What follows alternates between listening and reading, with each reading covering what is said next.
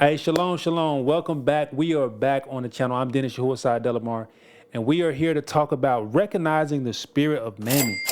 Oh man, this is like it's just very interesting because sometimes like you don't know the lessons and different things that Yahuah wants to bring up, and so I was moved to study about mammon and to see the different ways that it is affecting you know our lives, people lives, the believers and Yahusha lives. And it's serious. It's a serious matter. And so serious that it is one of the end time spirits that is going to just be ruling the world. And so all the way linked to the beast that is coming. And linked to Babylon, the spirit of mammon. And so we want to know in Yahushua Shem how to recognize the spirit of mammon. Right. So let's get into it. I'm gonna be reading some stuff.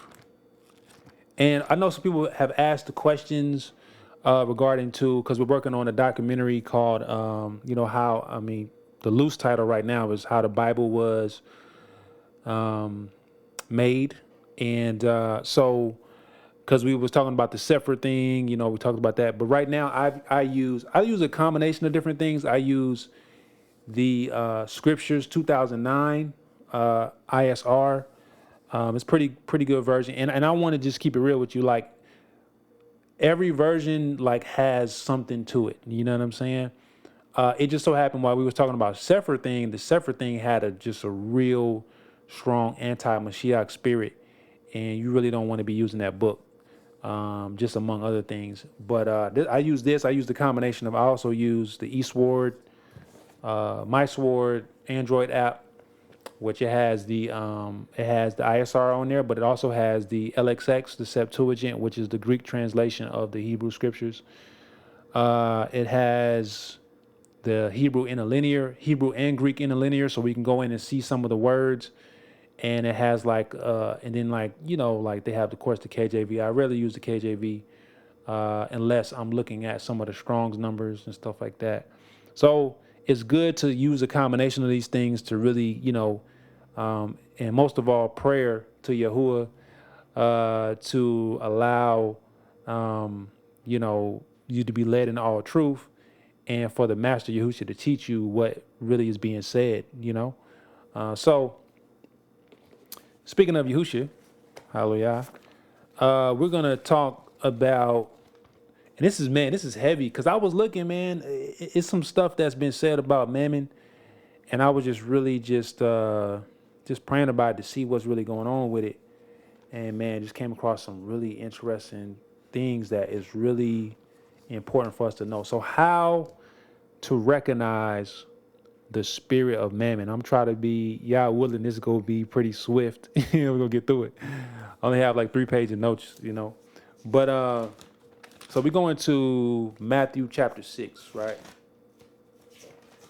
So how to recognize the spirit of Mammon? How do you know? Because, when I was kind of looking into the Mammon thing, it's a lot of the things that are mentioned is kind of one dimensional, in the sense of like what Mammon is, but it's a very deceptive spirit, and we're gonna get into that. So Matthew chapter 6.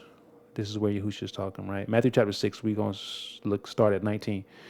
Do not lay up for yourselves treasures on earth, where moth and rust destroy, and whether thieves break in and steal.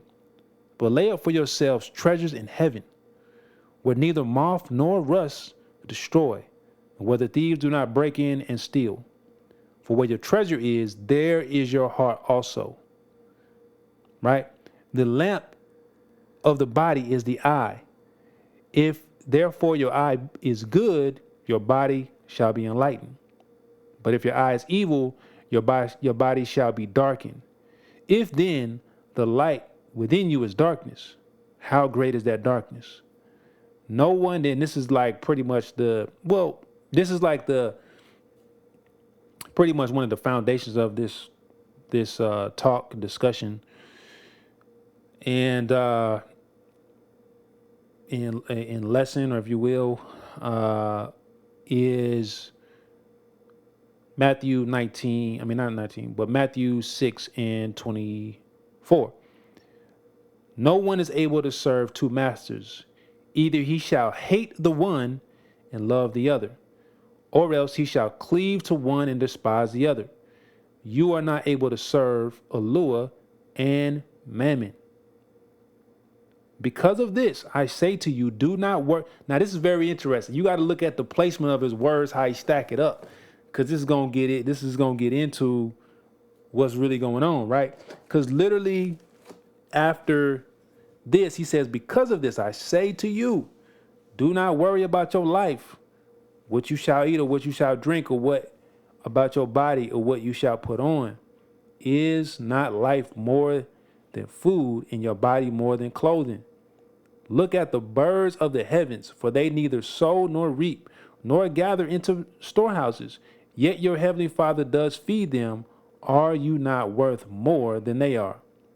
And which of you, by worrying, is able to add 1 cubit to his lifespan? And 1 cubit, I think it was like 21 inches or something like that. So how are you ain't gonna add no more time to your life? Why do you worry about clothing? Note well the lilies of the field, how they grow. Neither toil nor spin. I say to you that even Solomon in all his esteem was not dressed like one of those. But if Elohim so clothed the grass of the field, which exists today and tomorrow is thrown in the furnace, how much more you, O you of little belief? So he's saying that if you are worried about, food, how you gonna live your life, the things about this life, your shelter, where you gonna live, your bills, all this stuff like this, right? Like, you ain't gonna add no time to your life. And how much more so, like birds are and lilies are like a lower creation than man, and Yahuah is taking care of them. He's like, how much more so, right? So I know, but the depth of what he's saying, as the Ruach HaKodesh brings it out, the set apart spirit brings it out, is like, wow. So let's get into this. So this is a Torah. So we're going to be going over, praise Yahuah, Yah willing, we're going to be going over the priesthood of Yahuah, right? So we're going to be talking about, it's going to be a series. It's going to be like going over like the priesthood of Yahuah. It's going to be going over the Melchizedek priesthood, going over the Levitical priesthood, going into the sacrifices. And we're going to get to see Yahusha in the mix, and how, what is our master doing? You know what I'm saying? Like, what is his, from what we know from the scripts, like what is his function, what he's doing of, serving the Father, and then what he's doing for us as the intermediary of the covenant. So we're going to dive into that, and that's going to be exciting because this gets into this. So when he says something in Matthew 26:24, this is a Torah. So you have Torah, you have Torah, you have statutes, and you have commandments, right? So sometimes Torah, and they're all three different things. So a command is exactly that. It's a charge. It's a directive. It's a commander giving you a charge to, hey, go here, go do this, do this, do this. That's a command, right? Then you have a statute, which means it's a limit. It's a speed limit. Like you have a statute, it's a speed limit, or you have this is how far you can go. This is what this is. And then you have a Torah, which kind of deals with, similar to a statute, but it's dealing with the directives of how we should govern ourselves and live, right? So this kind of like 6:24 is like a I believe it's like a statute and a Torah. You know what I'm saying? A statute and a Torah, because he's saying, like, how I used to read this verse, and it's kind of bad, It's almost like you can pick one of these. Like, no one can serve two masters. It says like, yeah, you pick one, right? But he's saying, look, And I got some commentaries too. It says the supreme affections can be fixed only on one object. So you only can pick one, right? So that means, and because it's a law, it's a Torah, it means that either, like right now, you only picking one. Like right now, your life is, you either serving Mammon right now or you serving Aluah, right? And so what we're going to do is we're going to look at what it looks like to serve Aluah and what it looks like to serve Mammon, right? Because a lot of times what I've seen and what I've experienced, just looking into Mammon, is that it's kind of watered down. So they really, it's like a spirit of Mammon tells you about what Mammon is, and they leave stuff out. But of course, because Mammon is going to deceive, people. But we're going to go into it, right? So it's a directive. It's a Torah that's saying, look, this is, you can only, in your condition of your life, you can only serve one master, right? And not just that, either you hate one or shall love the other. So literally, he's saying that this is a Torah, right? This is a law.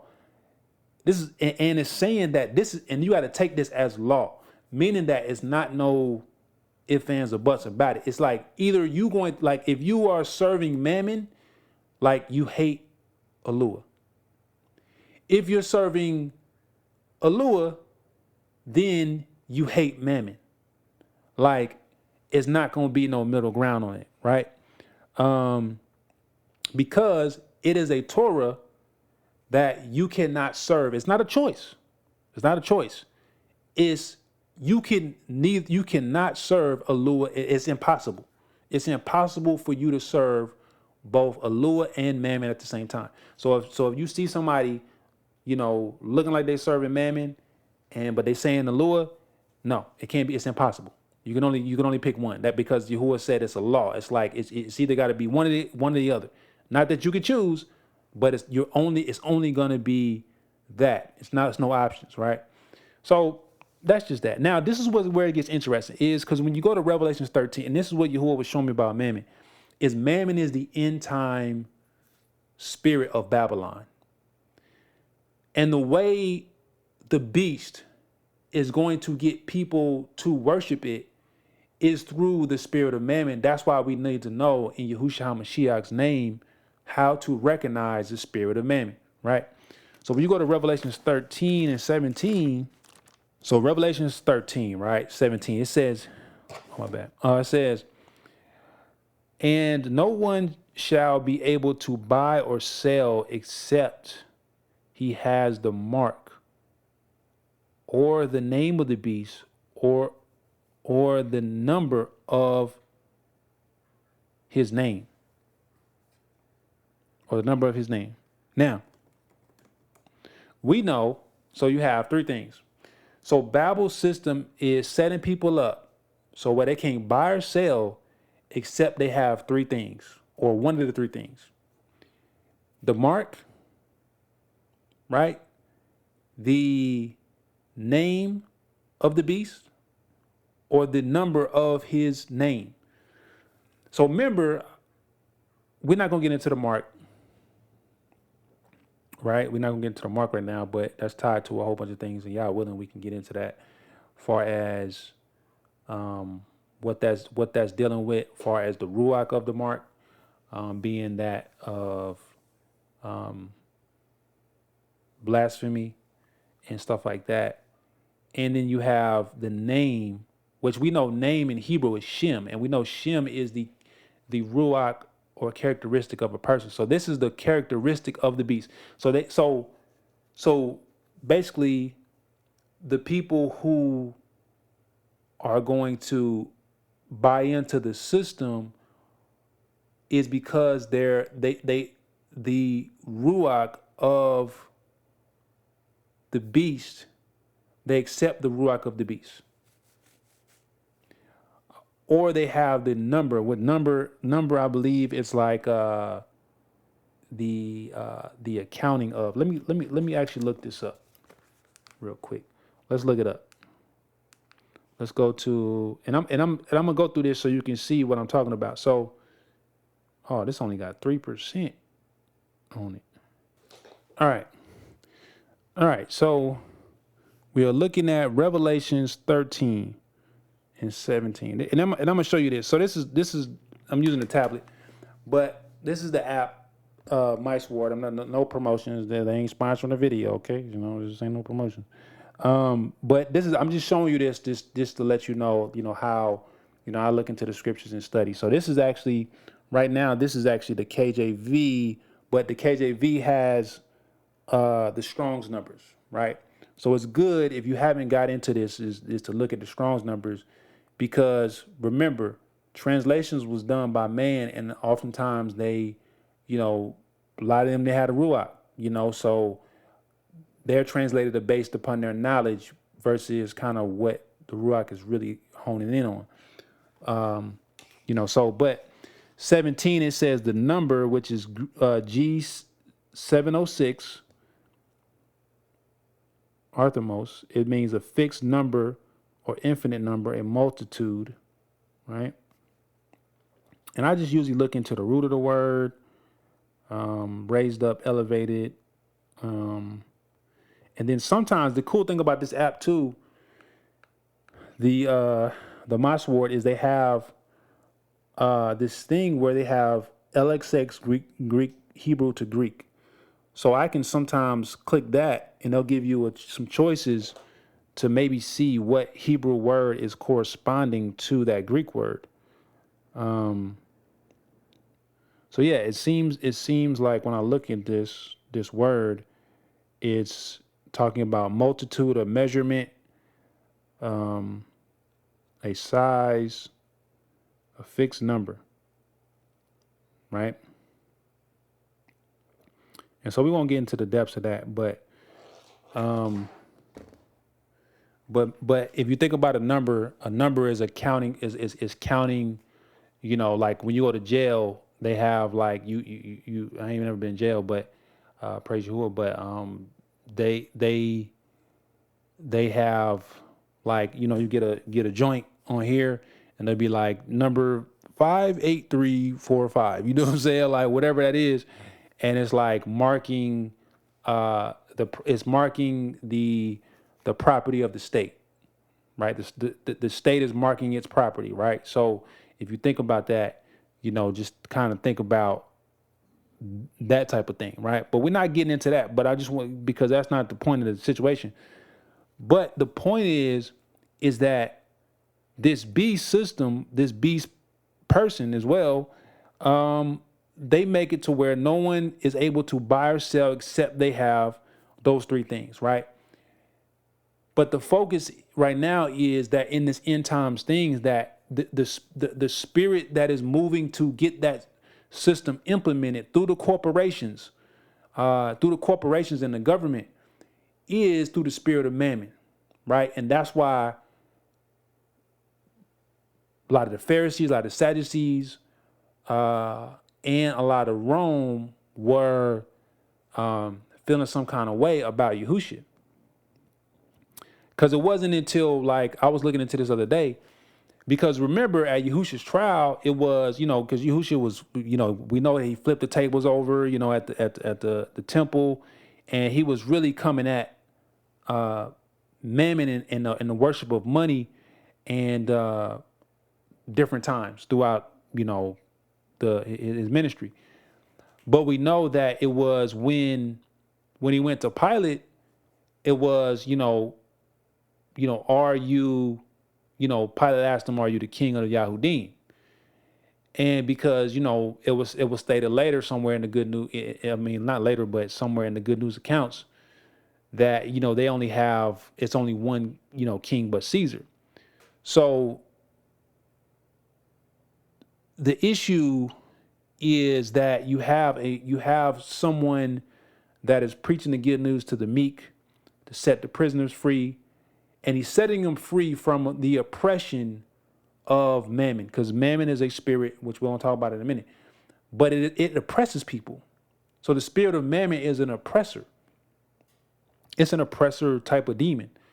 And so Yahusha, but governments and the Yahudim at the time and the Pharisees and a lot of the ruling class of the people that are part of the priesthood, the money changers, all that stuff, and just even Rome, the taxation, they are oppressing people through the mammon because it's and we're gonna go into the definition of mammon, but they're oppressing them through that.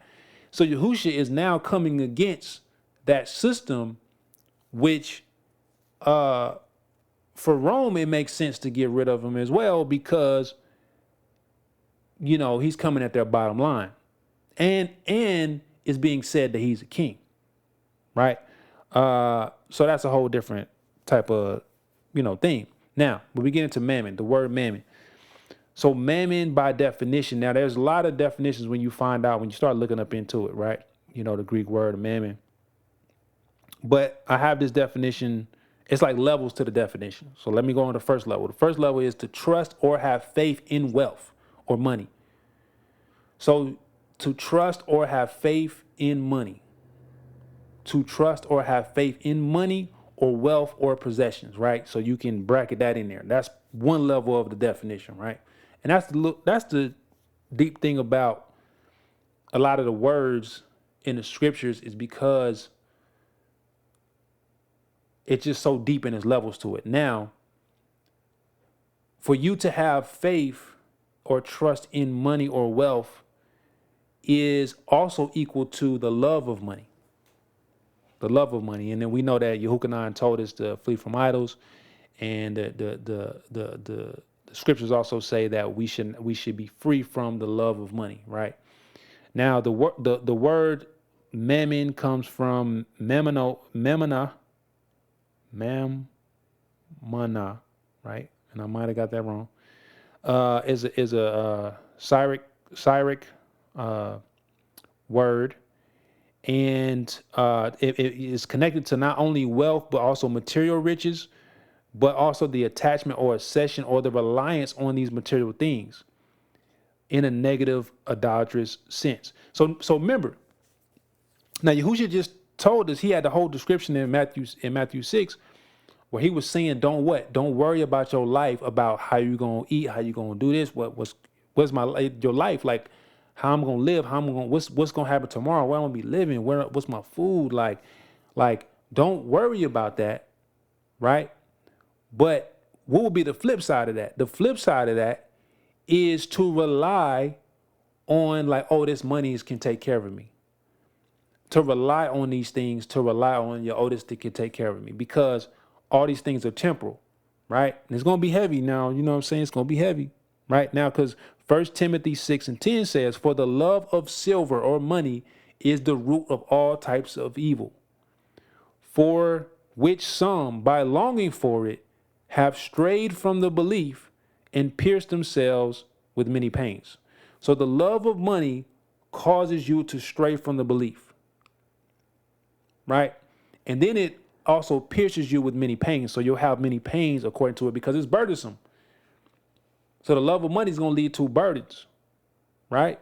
That's why you have people that, they want to be rich and then they get rich and they may not exhibit the burdens, but it's still burdensome, right? Now, Ephesians 6:12, because when he says mammon, a lot of times it's almost marketed as it's this abstract thing. It's an abstract thing in which he's saying you can't, because literally he said you can't serve Aluah and Mammon. So literally Aluah is the top, right? So he's saying you can't you can't serve both. And Mammon, he's saying, is the rival of that. So it's not just the next level of this definition of Mammon is not just the trust and faith in wealth, but Mammon is a principality, because we know Ephesians 6:12 says, for we do not wrestle against flesh and blood, but against principalities, against authorities, against world rulers of darkness. That's why he said you can't serve two masters. That's what it say. Let me read it again, make sure I got it right. Let me see. You are not able to serve Aluah and Mammon. No one is able to serve two masters. So he's saying that Mammon is a master because why? It is a demonic spirit, Mammon. And so we going over this to recognize that demonic spirit of Mammon, how it's operating, how it's moving. Like, oh, that's Mammon right there. That's Mammon. You know, and we could do this through the Ruach HaKodesh and Yahushua Shem. So it's saying that the rival to Aluah is Mammon and this demonic spirit of Mammon, right? So it's rivaling. And in the end, we see that the end is everything you see happening now is building up to focus more on Mammon. As time goes on, Mammon is getting more and more strength to oppress people, to the point where we see in Revelation that it is making it to the point where except you worship the beast through the spirit of Mammon, the access of Mammon is like you won't even be able to eat, buy or sell. That's what they literally gonna, I mean, from whether it's the markets, whether it's Walmart, whether it's whatever all these corporations that hold all the food, the demonic spirit of Mammon and the beast and all them and Shaitan are trying to work it to where that at the end that you can't buy or sell except. So what does Yahuah want to teach us in this hour as, our generation passes and our children are, passing this on and on down to when that time comes and that word is activated in the book of Revelation. What is he teaching us? He's teaching us that we need to be able to recognize the spirit because the spirit of Mammon wants us to worship the beast. That's what its agenda is. Right? Now, let's go. So, one of the definitions is supremely engaged in obtaining the riches of this world. Mammon is a demonic spirit that persuades people to serve money. Say it again. Mammon is a demonic spirit that persuades people to serve money, to have reliance on money for material, food, substance, and shelter and riches. It seeks now for as regards to the followers of Yahusha. We go back to Timothy. It seeks to get followers in Yahusha to love money so they can stray from the belief and be pierced with many pains.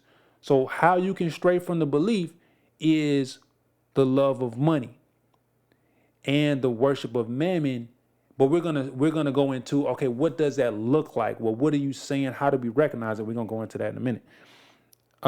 It is a master to those who serve it. So once again, Mammon, when he mentions Mammon, it's all those definitions that go with Mammon, but it's also as well a demonic principality that is seeking that is part of the end time beast system that gets people to worship the beast because they're serving because why?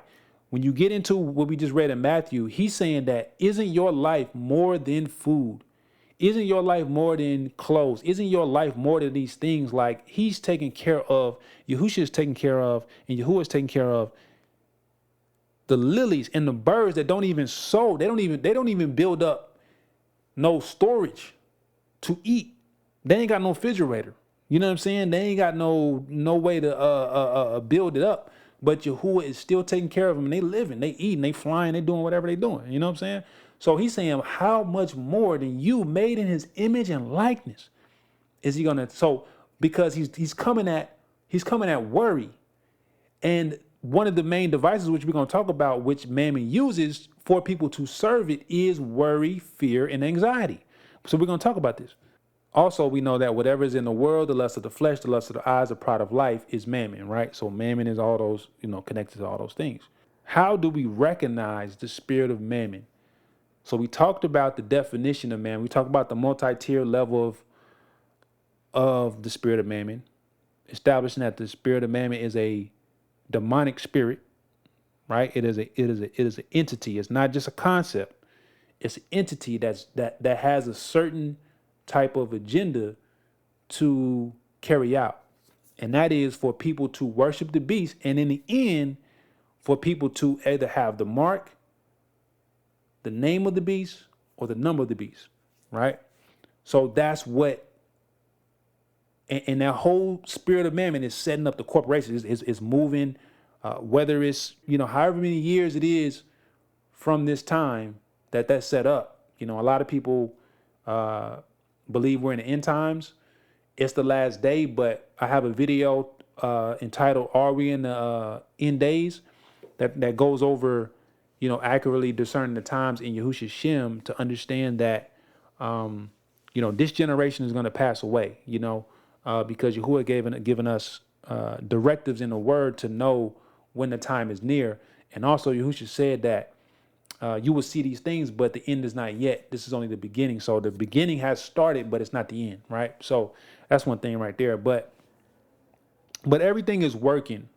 Babylon is another thing I haven't really talked about too much on here. I don't really subscribe to the whole America's Babylon situation. And I don't subscribe to the whole, Rome was part of the situation, but Rome is not the end of, the whole narrative, right? The beast is coming up in another place, right? It's coming up because John said he's seen it coming out the wilderness, right? So that's a whole nother discussion and talk. Yeah, so how do we see in Yahusha's Shem? One is to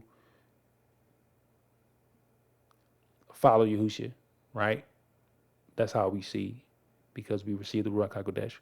But how do we recognize? Who will help us recognize the spirit of mammon operating in our realm, right? That we may bind it.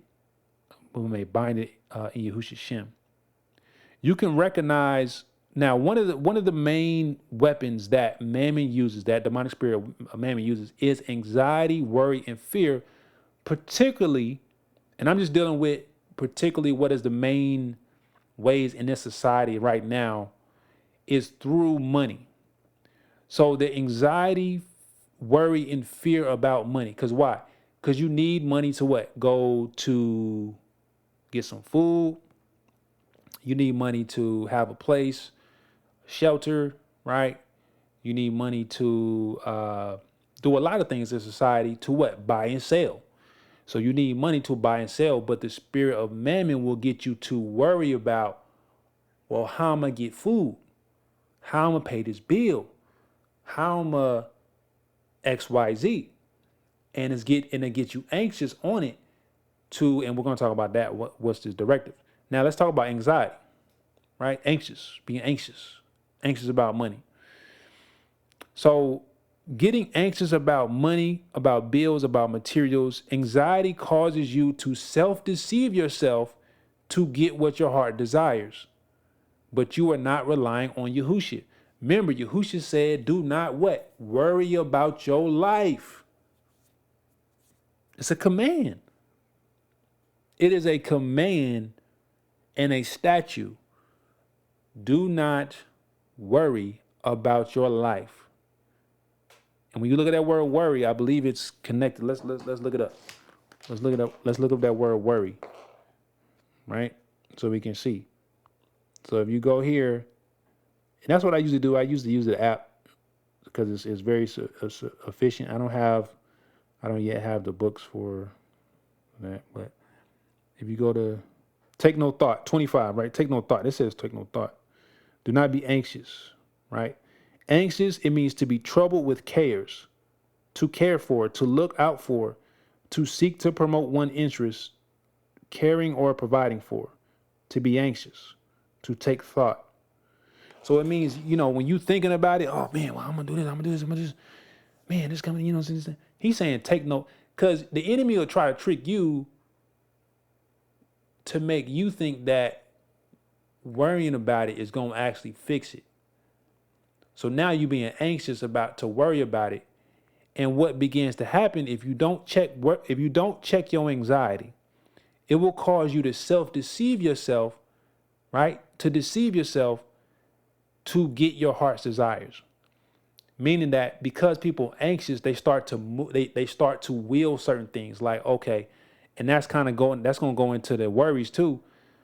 But it's like, man, I'm gonna give you a prime example because I ain't really, I'm sharing this with y'all, but I'm telling you what I went through. Because really in college, because let me tell you the story, okay. Because I remember I was in college, and because I had walk for football, I was actually a walk on. So if you know what walk on was, because I played defensive end, which is a whole story, right? Because I was really good in middle school. I played wide receiver and like defensive back, and was like gonna when I played in, I'm just give you a history, South Carolina, and I was gonna go to Columbia High School. And for eighth grade, they were talking about let me play varsity when I went to ninth grade. But then we moved, and I went to like this school called Garinger in Charlotte, North Carolina, and I uh ended up playing, like they put me at defensive end, and I was like 180 pounds, right? So long story short, that's a position I was put in. So I wasn't really highly recruited after, out of high school, right?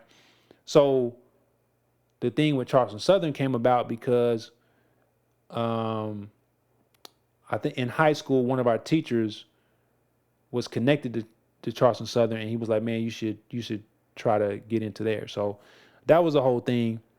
And at Charleston Southern, I'm bringing this up because I wasn't on scholarship. I ended up getting scholarship money later on, not full scholarship, but a little bit of scholarship money. And um, the issue was at one point in school, I was about to get kicked out of school because I didn't have enough money. And I was like super worried about it, right? And it's like one of the things where you praying about it, but it's like you still worried about it. I'm trying to figure out what to do.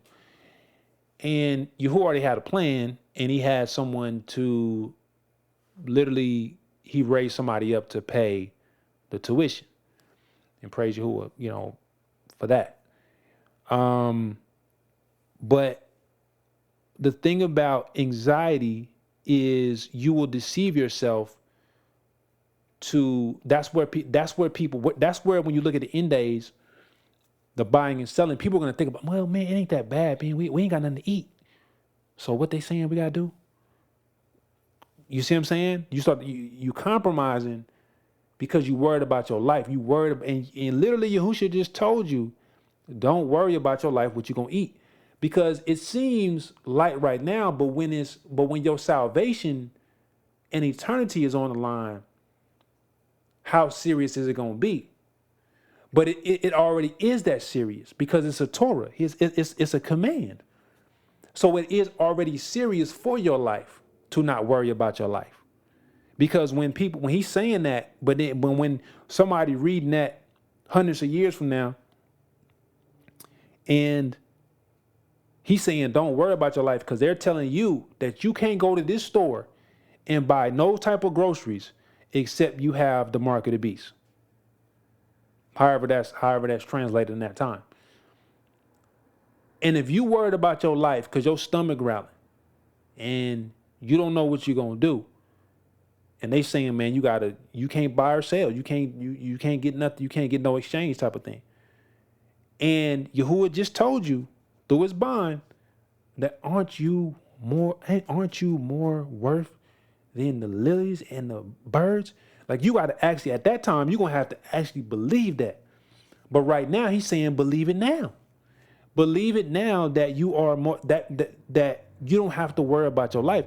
Because the conclusion in your mind is like, well, if I don't worry about this, if I don't get, because how I used to move, I'm telling you right now, telling you, Yahuah broke me down. He broke me down. Let me tell you, let me grab this mic. Yahuah broke me down. He broke me down through homelessness, through not, and I went through so many days where not knowing how the next meal was going to happen. And what I started to see and seeing now in Yahushua Shem and praise Yahuah, that if you're having that experience, it's a beautiful one. It's a beautiful experience. Embrace that experience because he's teaching you to not worry about your life, that he got you. He's going to ask something from you. He's gonna ask something from you. We ain't talk about the whole, not working thing. We're gonna talk about you gotta work for Yahuah, right? But what type of work? So he's saying, don't worry about your life. I got you. When Adam was in the garden, he had you ain't growing the trees. Yeah, you might have to water it or something, do whatever Yahuah telling you to maintain it. But you ain't going inside the tree and making it grow. You ain't building the apple. You know what I'm saying? You ain't building the food. You ain't saying, come up, plant, you know what I'm saying? Now I know they're trying to do that now with the whole, lab stuff and all that stuff. You ain't doing that. So understand it that Yahuwah is saying, don't be anxious. Don't worry. Don't worry about money. So worrying about money or bills or material things, right? It could be anything. I can go down the list of things that you can worry about that are part of this world, right?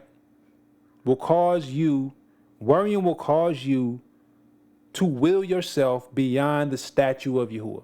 What does that mean? So a statue is a limit or a border. So worrying will cause you to will, and I know, just giving you a prime example of how I used to move, is I would literally have these moments where I would say in myself, Yahuwah, if you ain't gonna take care of it, then I'm gonna take care of it. Right? I know it's prideful. It's prideful. And I would try to will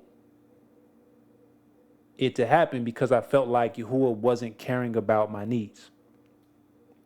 But it wasn't he wasn't caring about my needs. It was the fact that, number one, I'm supposed to serve him. Right? He don't serve us. Right? Number two, he was teaching me a lesson that, oftentimes I would tell my wife about this, is that sometimes people always say, oh, he come at the last moment. It ain't that he just want to come at the last moment, like to try you, like, oh, I'm gonna wait till the last moment to help her. You know what I'm saying? It's not, he ain't up there thinking that. It's the fact that he's teaching you something. And what those moments taught me, where I felt like, oh, he showed up at that time.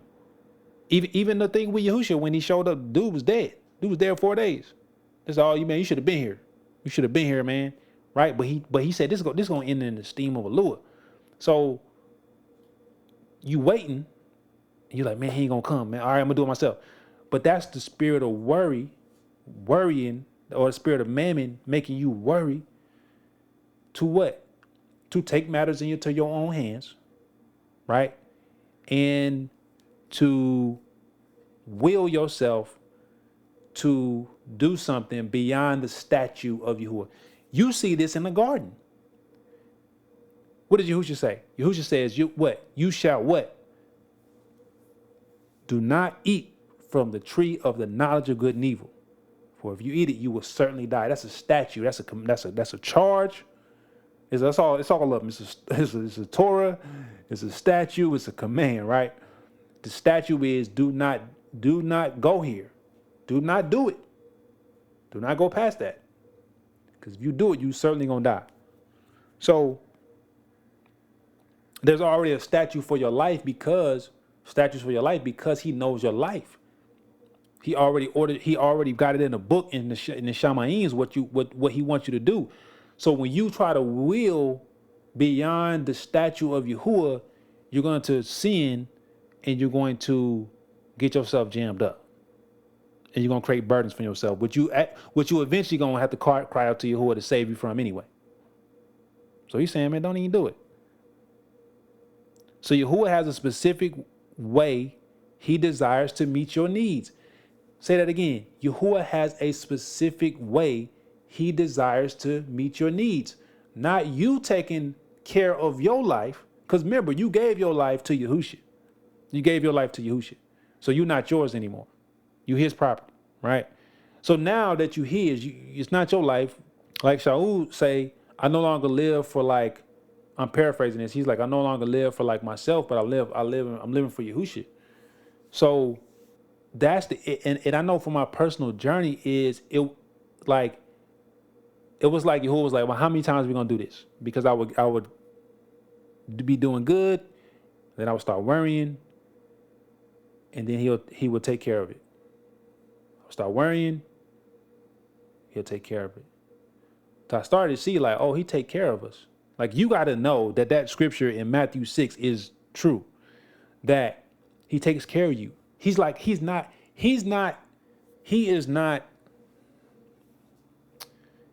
because Yahusha said this, he is not mad at you.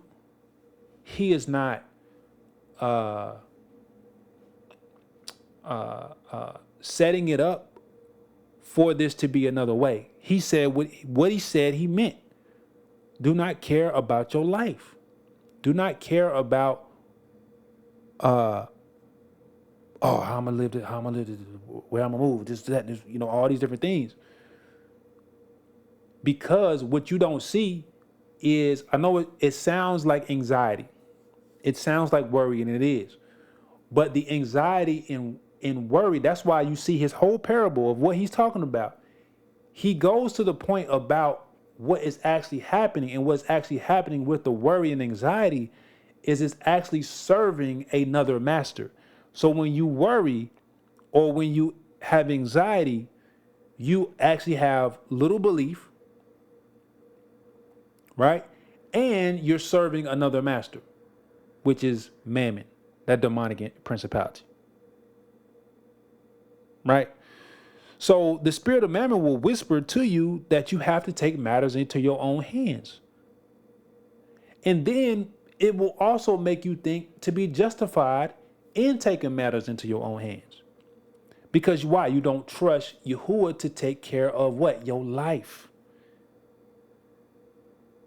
And it sounds like, especially in America is I don't know where the rest of the places in the world, but America is a really tough place to live in a sense, because the American culture and commerce is built upon Mammon. Like, I watched a documentary the other day, and it was talking about,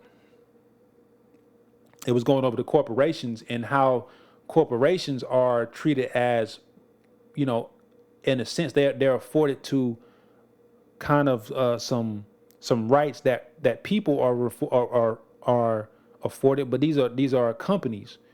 And in the documentary, they were saying that if the companies and corporations of today were considered people, what kind of type of personality would they would have, and what they said in the documentary, they would be psychopaths.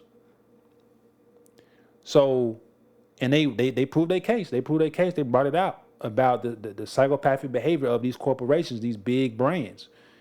And these big brands are the ones that are going to end up being the places where people are going to try to buy or sell to. I mean, want to buy or sell, but you ain't going to be able to do it unless you worship the beast, right? And you have those three things. But we already see right now that the corporations, right, the biggest corporations and brands in America, in the world, are ran by the spirit of Mammon. Because I think they said something like the biggest, and I'm not talking about, because here's the thing. And one of the things, I'm gonna get to this sidebar, because we was watching the documentary, and the thing about it is, oftentimes, it's also a lot of times when people talk about capitalism, it's coming from a democratic perspective, right? And they feel like the democratic perspective or socialism or Marxism will fix it. But what they really want to do is they want to tear down the corporations, which they should be torn down. Don't get it twisted. But they want to have the power, and they want to usher in their system. They just want to tear down them or usher in something else, which both of those systems are not going to work, because they had a Senate meeting or something, and they questioned one of the CEOs. He's making 1,000 times more than the people for his bank. I think it was like Chase Bank or something like that. And he's making 1,000 times. And the lady was like, look, if I worked at the entry level at this and I work full time, I can't even get no apartment. I can't even get him an apartment. He said, what do you think about that? He said, oh, we'll try to help him out. What you mean try to help them out? You making 1,000 times more, right? These big companies, BP, the world is run by these corporations, which are going to be at the end are going to be the people, the very people that's going to be in the mix of the buying and selling situation, which is talking about the whole spirit of mammon. But let's move on, right? So there you have it. So fear about money. So we talked about a couple of things. We talked about anxiety, worry, fear. So fear about money, having fear about money or mammon will cause you to get further away from Yahuwah's plan and will for your life, because obtaining money is the top purpose. Fear of mammon will make you fear being poor.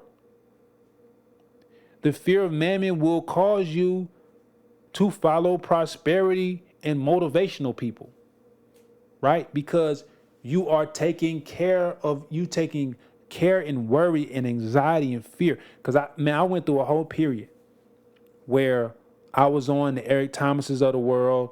I was on this motivational prosperity. Let me get my blessing. And the trickery part of the mammon thing is it try to use the scriptures too, right? To get you to be like engaged in like, oh yeah, I'm gonna get my blessing. And then then your whole focus becomes about your blessing, but you're really talking about the material thing that you want to get. It's still your heart still focused on mammon. Your heart's still focused on mammon, even when you're trying to twist it. That's why when you got the tithes and all that stuff with the church, they're trying to twist it, but it's still on the spirit of mammon, because they're taking care, they're taking worry and thought and all this thing about their life to be in some type of position of comfort, because why? They love money, and it's the root of all types of evil. So this is what you're talking about. Anxiety, worry, fear, causing you to get out of the purpose and will of Yahuwah for your life, because he care about your life. He know you need to eat. He know you need somewhere to stay. He know you need clothes. But and oftentimes my experience has been walking with Yahusha is that when you actually worry about that, a lot of times your fears actually come upon you. You know what I'm saying? Like sometimes, yeah, he'll save you from things you're thinking about and worry about. But oftentimes he's trying to show you like, look, why are you taking, I'm telling you I'm gonna take care of you. So why you don't trust me to take care of you and do what I'm calling you to do. Right? Because of the fear of like, well, if I don't do it, Yahuwah, it's only me. Nobody's supporting me. But he just told you he gonna support you. He just told you. Do you believe him or not? So that's the issue which you dealing with, and that's what I had to go through to the point where I saw that, oh, this is legit. Like Yahusha take care of you, man. Like he take care of you. I mean, I remember times where, people knock on the door to give you money. You see what I'm saying? Like it's.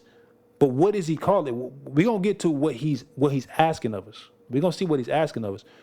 But he's saying, look, man, don't care about all these things, because I'm gonna take care. I know it. I know you need these things. But I want you to what? Seek you when you get down to that verse, it says seek you first the kingdom. But we're gonna talk about what that actually means, because it often gets misconstrued. So we talked about the lust of the flesh, lust of the eyes, pride of life.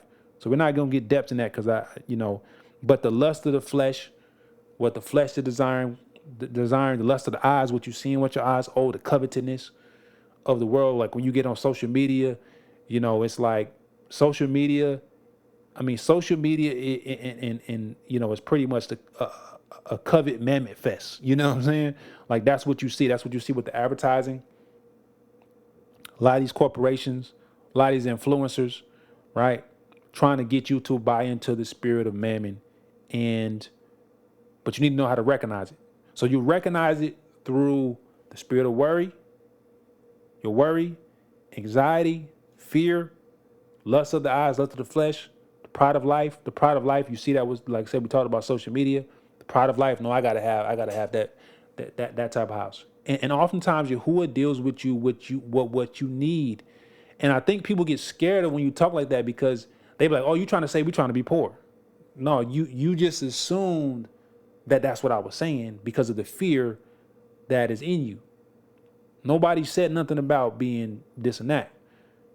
But what he's saying is don't care about, like, don't, this is not what I'm, this is, your life is more than that. Your life is the breath he breathed in the atom that you got, that you ended up getting from him existing you through your parents. Like, that's precious in the image and likeness. Like, your life is way much more than what you gonna eat, where you gonna live, how you gonna do this, with the material things that's gonna pass away, that's gonna just decay. You see what I'm saying? Like, so that's why Shaul says, look, I know what it is to have abundance, what I know it is to have little. Why? Because I can do all things through Yahusha who strengthened me. Yahushua HaMashiach who strengthened me. So I can do all things through Yahushua HaMashiach who strengthened me. And those all things is the desire of our Heavenly Father. Right? And we're going to look into this. Now, so we went over some ways of how you can recognize the spirit of mammon. Now, Revelation 13 is talking about people who are anxious, worried about, and fear the spirit of mammon. Mammon will try to intimidate you. Well, how you going to take care of that? What you going to do? And you got that bill coming up. Oh, go ahead and do. Look, it's very interesting. And I'm gonna give you a little bit vulnerable. And use your shim. So I was like, I was like, I was gonna do what's it called? It's the app where you drive, you deliver food and stuff. I was gonna do that joint, right? And Yahuah already had some things. He's like, nah, I'm telling you, do this, man. He was telling me about doing a certain type of thing, and I was just like, I wasn't seeing it. I wasn't seeing that anything could come out of it. And I signed up for the app, got registered, did all this stuff. And Yahuah wasn't letting nothing come through. It was just like, I was wasting gas. I'm wasting gas trying to drive here, trying to get this order.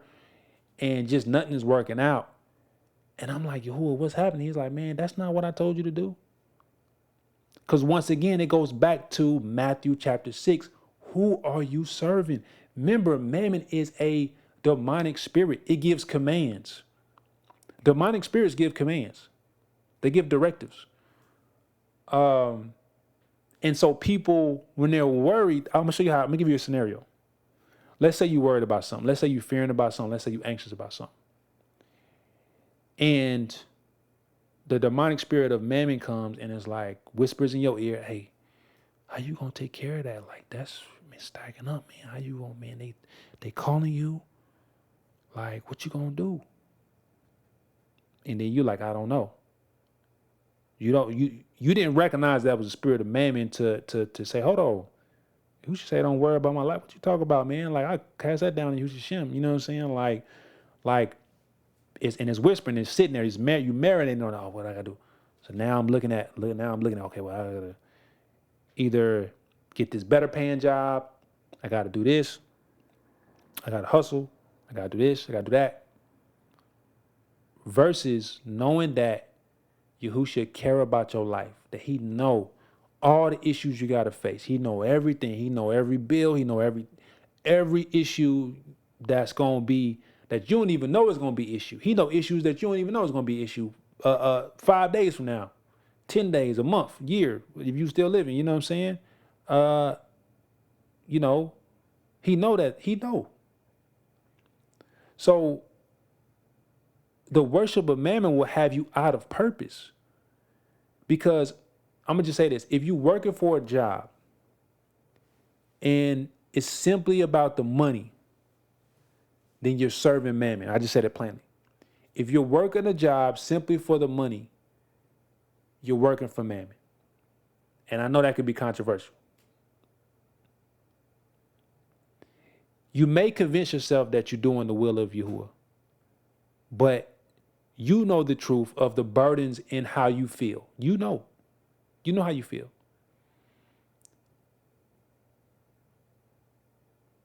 So think about that. Think about that. Think about, am I doing this for money? Because to serve money means that I'm doing this because this is caring for my life. Or,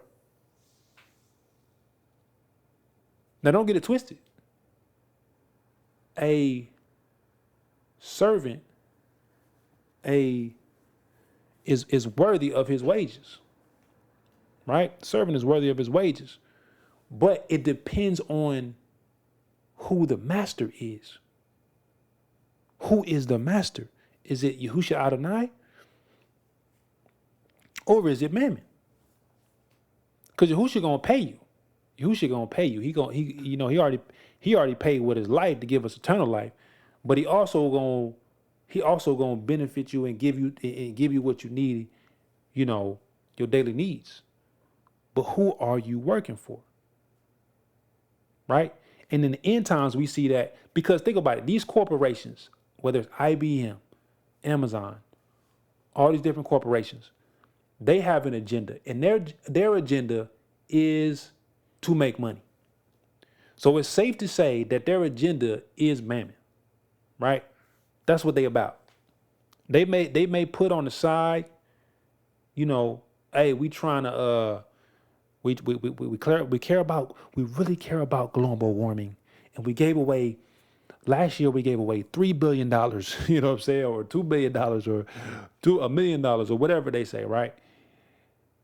But the bottom line is, if you look at the ratio, and every company is not like that. There's some employee-owned companies that really care about each other and make sure that everybody's good. That's different. I'm not talking about those companies. I'm talking about companies that are part of the beast system. And whatever company that it is, they're after mammon. And that's why when you look at like a Black Wall Street, when you look at Babylon, one of the issues that Yahuah had with them is their business practices, because they were so focused on mammon and caring for their life that they forgot about other people. They forgot about what Yahuah cared about. They forgot about the orphans. They forgot about, and what they did is they gave in their abundance, thinking that would suffice the situation. But Yahusha wasn't impressed by that. He wasn't impressed. He saw them coming to the temple. Oh yeah, they rich and they giving all this. Oh yeah, I gave this. I gave that. Right? But Yahusha wasn't impressed, because he's like, you gave it out of your abundance. But when you go into the Torah, you see that you had to give your best. You had to give your best. Right? And that woman came and gave what she had, and he's like, oh yeah, that's it right there. That's it. That's it. So you seeing that it's not about you giving out your abundance, it's about you giving your best. And Yahusha asking for your life. He's like, I gave my life.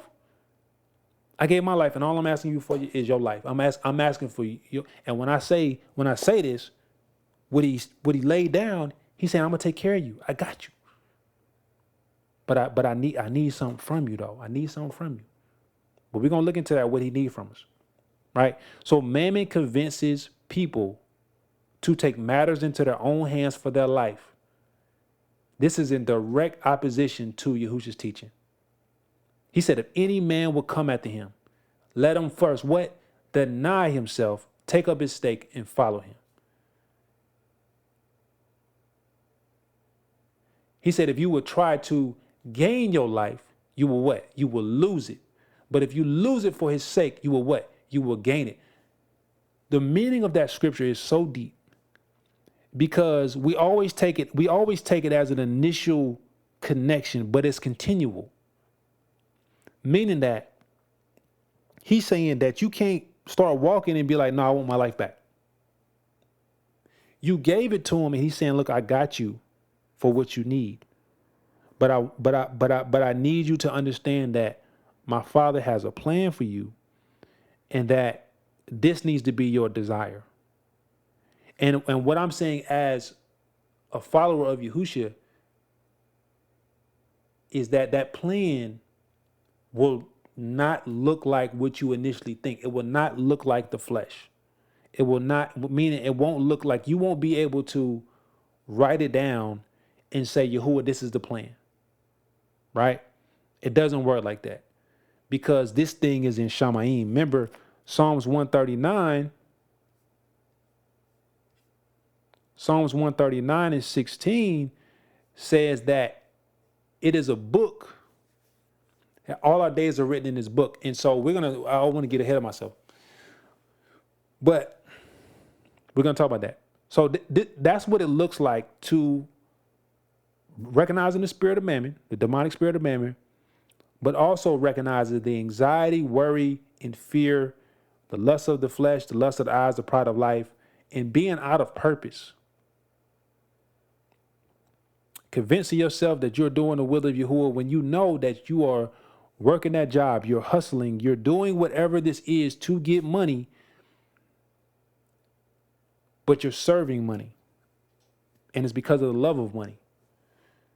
When Yahusha is saying the opposite, he's saying, because it sounds like it's almost impossible, especially living in America. How in the world I'm going to live in America and not care about my life and serve Yahuah and actually survive? I'm going to be homeless, right? That's the conclusion in what somebody, I know I've had that thought. But Yahusha is saying he didn't say if you living in America, you can't do this because I'm gonna give you a pass. He just said it's the director for everywhere. He said, "Oh, you with little belief." So he know that the people that are not believing what he's saying, they have little belief. And especially now in America, it's like, okay, well, you got to have belief, you got to have trust in Yahusha that you're going to trust him for your life, and you're going to be taken care of.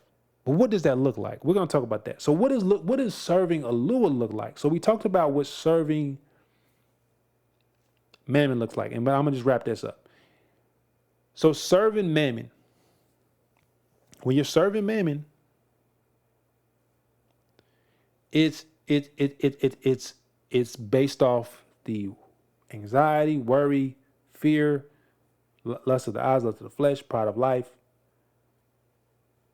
purpose of life, and being out of purpose from the desire of Yahuah. And if you continue in that space of serving Mammon, you will certainly die.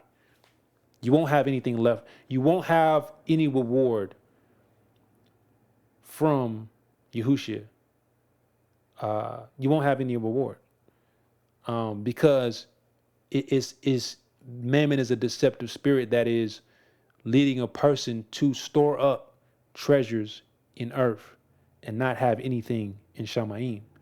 And so you can't, here's the thing too, is you can't halfway, because Yahuah didn't say through his bond, he didn't say, well, if you could semi serve, or you can 25% or 75% serve one or the other. He said, no, he says, you are not able to serve two masters. It's not possible.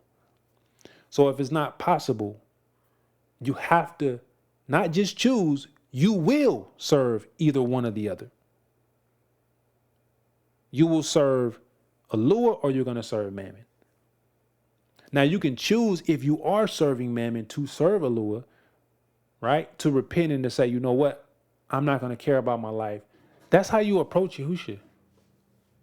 He told us that if any man will come after him, let him deny himself, let him deny his thoughts, let him deny his agenda, let him deny the purpose that he think he has for himself.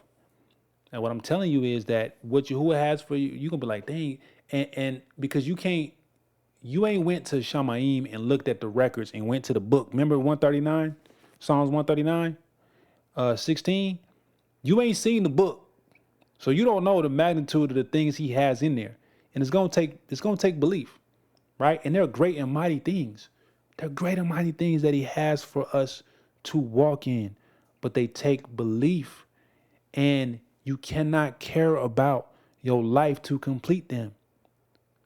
Right? You can't. You have to focus on Seek ye first the kingdom. And we're going to talk about this. So what does it look like to serve Aluah? Because we talked about what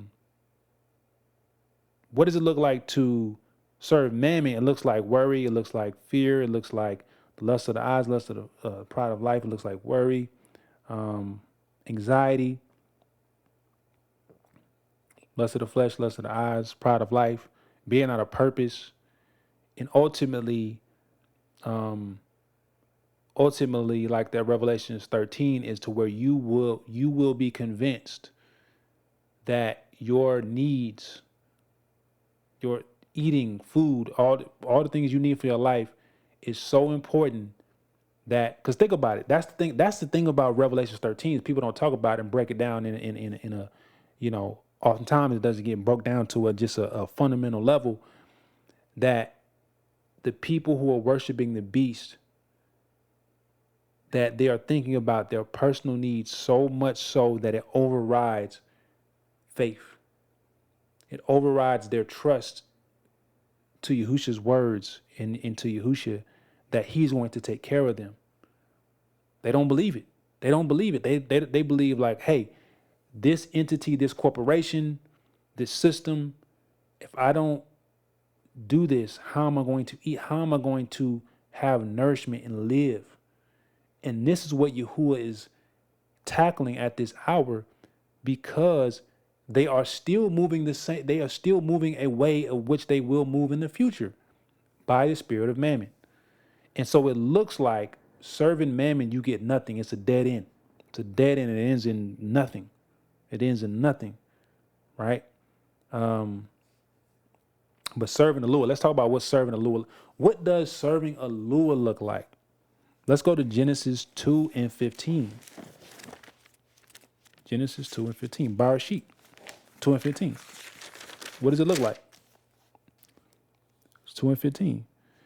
And Yahuah Aluah took man and put him in the Garden of Eden to what? To work and guard it. So originally he gave him the command earlier. Okay, so he puts him in the garden to work and guard it. And then it says, and Yahuah Aluah commanded the man, saying, eat of every tree of the garden, but do not eat the tree of the knowledge of good and evil, for in the day you eat it, you shall certainly die. So notice the series of, and here's the beautiful thing, is what Yahuah and his only begotten bond do and are continually doing is they are the same yesterday, today, and forevermore. So the way they moved with Adam is the same way they're moving with us, because Adam literally means mankind. So the way he's dealing with him, he's going to deal with everybody, is he will place you in the place he wants you to be. He will place you in the garden, in the place he wants you to be. And he's asking two things from us: to work and guard. It's two things. He asks us to work and guard. Like he puts him in there to what? To work and guard. So he puts him, meaning that Yahuah will place you in the place he wants you to be. Now, oftentimes, because we got to grow, those places where he places could be uncomfortable, right? It could be uncomfortable to the point where now the anxiety, the worry, the doubt, the fear is perpetrated or comes up because Mammon is trying to get you out of position. Trying to get you out of position, trying to get you to run and to get nervous and get out the space that he placed you. He placed you there. So you're trying to move, but he's teaching you something. He wants you to grow, putting you in the hot seat. But he put him in there to work and guard. So we're gonna look at to work and guard. Look, so that word. So the two things concerning serving Yahuah and Yahusha is to work and guard. Guarding is an extension of working. Also, Yahusha puts you in the place you need to be. So what is the work? Let's look at what the work is. What is the work? What is the work that he's placing us in this place? So he might have placed you somewhere you don't even want to live. He might have placed you somewhere. Now, I'm not talking, now here's the difference. I'm not talking about where you placed yourself. Don't get it twisted. I'm talking about where Yahuah placed you, not where you place yourself, because you can't place yourself somewhere and then, I'm not talking about that. I'm talking about he placed you where he placed you, and that's what it is. But what is the work? John 4, Yahuah 4 and 34. This is what Yahusha said. Yahusha said to them, my food is to do the desire of him who sent me and to accomplish his work. He says, Yahusha says, my food is to do the desire. So he's saying he get nourishment, he get life, he gets substance by doing the desire of the one who sent him. His Father sent him. And to accomplish his work. So it's two things. So his food is to do the desire and to accomplish it. So he's doing it, but he's doing it to accomplish what his Father sent. So if you have a question about your life, if you have a question about your life, why you are here, why you were born at this time, still living, if you're watching this video, 2025, my bad, that your food, your nourishment, how you should get, you ever ate something, you ever been hungry and you eat something and then you feel the energy and you get, feel good. Like you should feel good and get that nourishment, get that life because of doing the desire of the Father and to accomplish his work. Now, not your work. Not your work. It didn't say his work. He said to accomplish his work, meaning his Father. So it's not, let me make the plan and let Yahuah bless it. It's what are the plans of Yahuah that he has for your life, not the plans that you have for your life. That's the work. The work is, now we're going to get deeper into the work, right? He said, first he said the nourishment and food is, but here's what he did not say that his work was to do the desire of Mammon. We know that wasn't the case because this is the Messiah and bond of the living Aluah talking. But he's given us what spiritual food is, right? The spiritual food and true nourishment to the soul. If you want to be nourished in your soul, do the desire of him. Yahuah, do desire. He put you on this earth, Yahuah, to do his desire, to accomplish the work. Because at the end, what does Yahusha say to people who have endured and are saved? He said, well done, thy good and faithful servant. Remember, he just talked about, he's going back to Matthew 6, the servant of Aluah. Because what? You have been what? Faithful in what? A few things. I gave you a few things to do. I didn't give you a whole, but I gave you a few things to do. Sometimes you think it's like, okay, I gotta do this, I gotta do this, I gotta do this, I gotta do this. And in a few, however many that is in number, I don't know. Enter to the joy of your master. This is how you get here. John 6 and 28 and 29. So they said to him, what shall we do to work the works of Aluah? Yahusha answered them and said, this is the work of Aluah, that you should trust in him who he sent. So he's saying the work that Adam was doing when he was placed in that Garden of Eden was to what? Trust in the one who was sent. And what happened? We know what happened is he didn't trust his words. It's twofold. You have to trust his person. We always talk about here in Yahushua Shem, Yahushua being the Mashiach, the bond of the living Aluah. But you also have to trust his words, his commands, his Torah that is on paper, right? Like we know that we have the volume of the we have the volume of the book, but it's also what he's saying. What is the Ruach saying to the assembly? What is Yahusha saying to what is this? What is he saying? What is him and his father speaking to you to do? What is he speaking to you to do? So you have to trust him and who he is, who he said he is, and who he was shown to be, and who his father declared he was. But you also have to trust his word. You have to trust the living word, that the words that he is speaking toward your soul. Whether that's through people, however he's getting that word to you. You gotta look, you gotta listen. If you trust his person, his commands, not just on paper, but what he's telling your being, the Torah, the statutes, you will walk in what he's already planned for your life. He's already planned your life out. He's already planned your life out. I believe that. And I'm not talking about no predestination, because it's still your choice on whether you're going to take him up on that offer. And we know it gets deep because he made vessels for honor and dishonor, right? So we know that. But we also know that I believe that he got plans. Like don't think for a moment that those miracles that Yahusha did was by chance. Don't think it was by chance. Don't think it was something random. Like Yahusha knew. He said, man, like my time ain't come yet. They're trying to grab him. They're trying to do all this kind of stuff. He's like, no, my time ain't yet. And he even told people, hey man, don't tell people who I am. He knew because his father was giving it to him.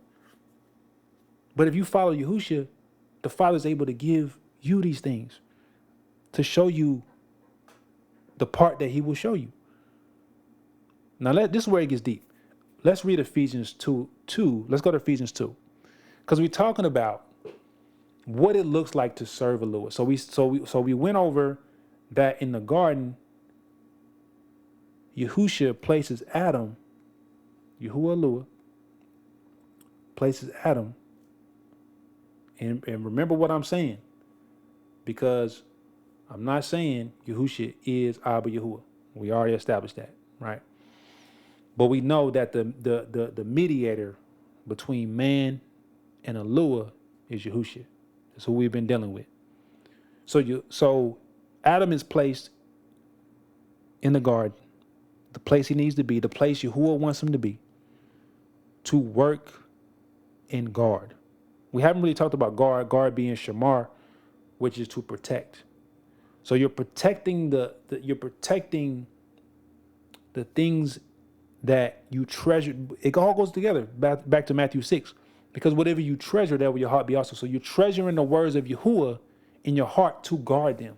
Oh, Yahuah has, like with me, think about it. It was, and I'm gonna just share my testimony a little bit.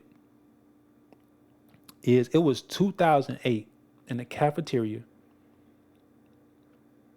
where I was playing college football, and I was wondering, what is my life going to be?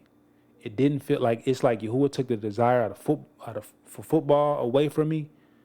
I didn't have, this is the crazy part, is all throughout my college career, I didn't really get a chance to start. And my senior year was the first time I had a chance to start. It wasn't nobody rivaling a position. And this is the same time Yahuah was like, nah, we're not doing this. And he took the desire away. And I asked him that morning, I said, Yahuah, is this you calling me away from football? And he answered me that morning through a woman I never met. And to this day, it was one of the most awesome experiences I've had in my life, because it was an experience where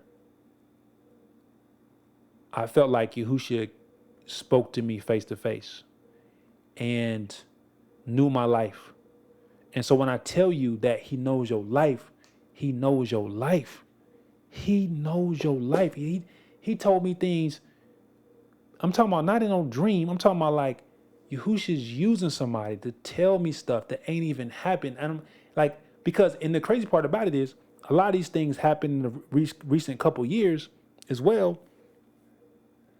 And recently, to where I'm like, what trips me out is like, or what has me like, I ain't gonna say trip me out, but what has me like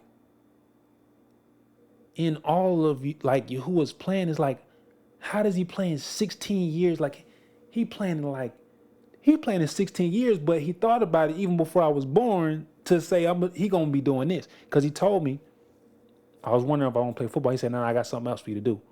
I'm asking him in a prayer. Think about this. I'm asking him in a prayer. Ain't nobody heard. Ain't nobody heard this prayer. Right? I ain't even prayed. No, ain't no even friends heard the prayer. Nobody heard the prayer. Only me who are, saying like I prayed to him. And he said, nah, I got something else for you to do. Don't nobody know I'm asking this question about what this is, and he's using somebody to prophesy this to me. He said, nah, I got something else for you to do. I got something great for you to do. He didn't tell me exactly what it was. He just said it was something else. Right? And that's oftentimes how Yahuwah move. He ain't gonna tell you all the shebang, you know what I'm saying? He gonna, because that's part of the trust. That's part of the trust, because you'll mess it up. You'll mess it up. Right? That's how the fleshly nature is. So when I tell you he has your life, like he got the book up there, like, yo, hey, who is this person? He know. But you ain't gonna be able to control that plan. So what does it look like to serve Aluah, right? Let's go to Ephesians 2. This is Ephesians 2, man. Ephesians 2 on fire, man. Ephesians 2 on fire. I mean, the whole scripture on fire, but verse 4.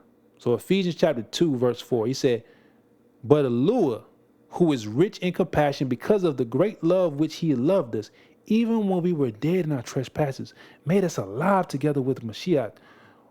By favor you have been saved. Remember this. By favor you have been saved. And raised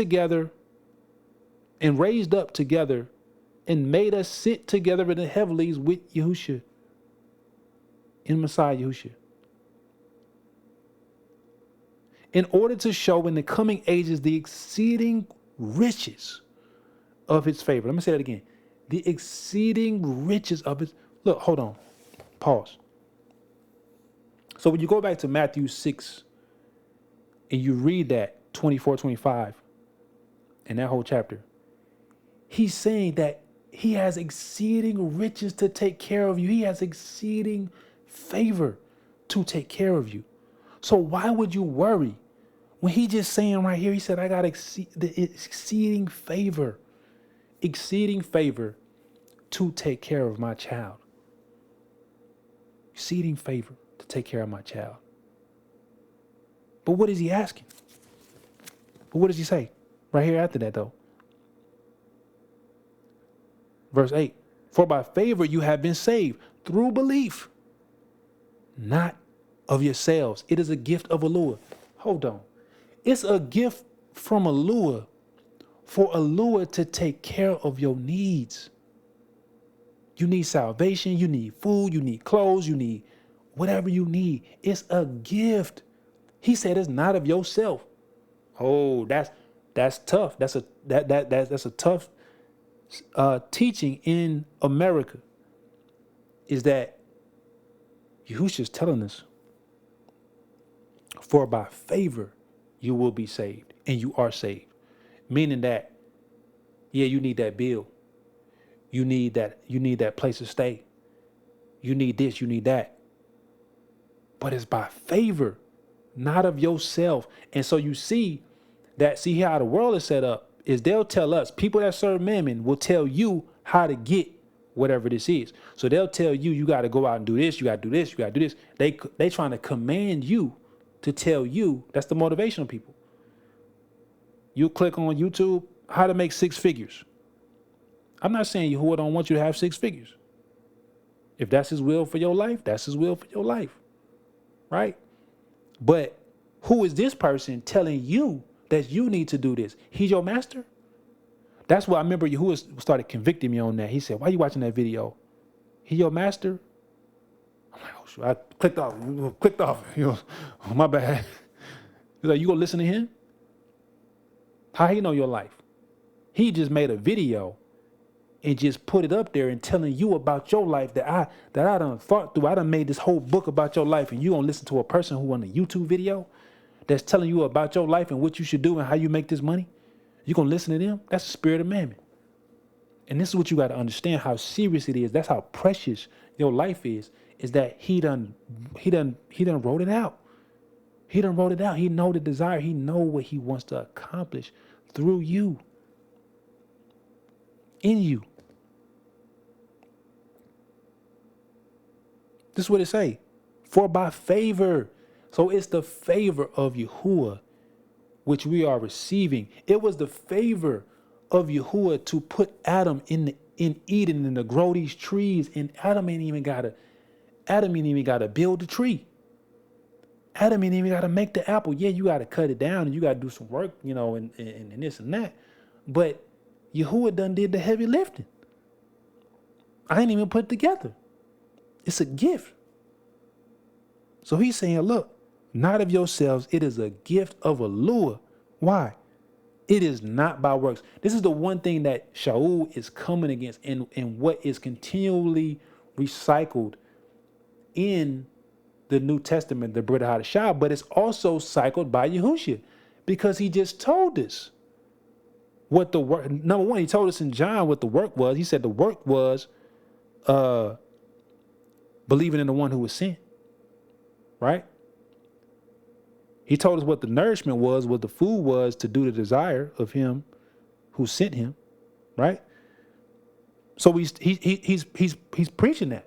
He's preaching the favor and the gift of Yah, Aluah. He's preaching it. And he's saying to us, hey, it is a gift for me to know your needs and to take care of you. It's a gift. Enjoy the gift. Don't be worried. Don't be worried how you gonna figure it out and how that's gonna work out. Don't be worried about that, bro. Don't worry about that. It's a gift. I got you. It's by favor. Because what he just said the riches. He said, what? Look. In order to show in the coming riches, in the coming ages, the exceeding riches of his favor in kindness towards us in Messiah Yahusha. So he wants to show this.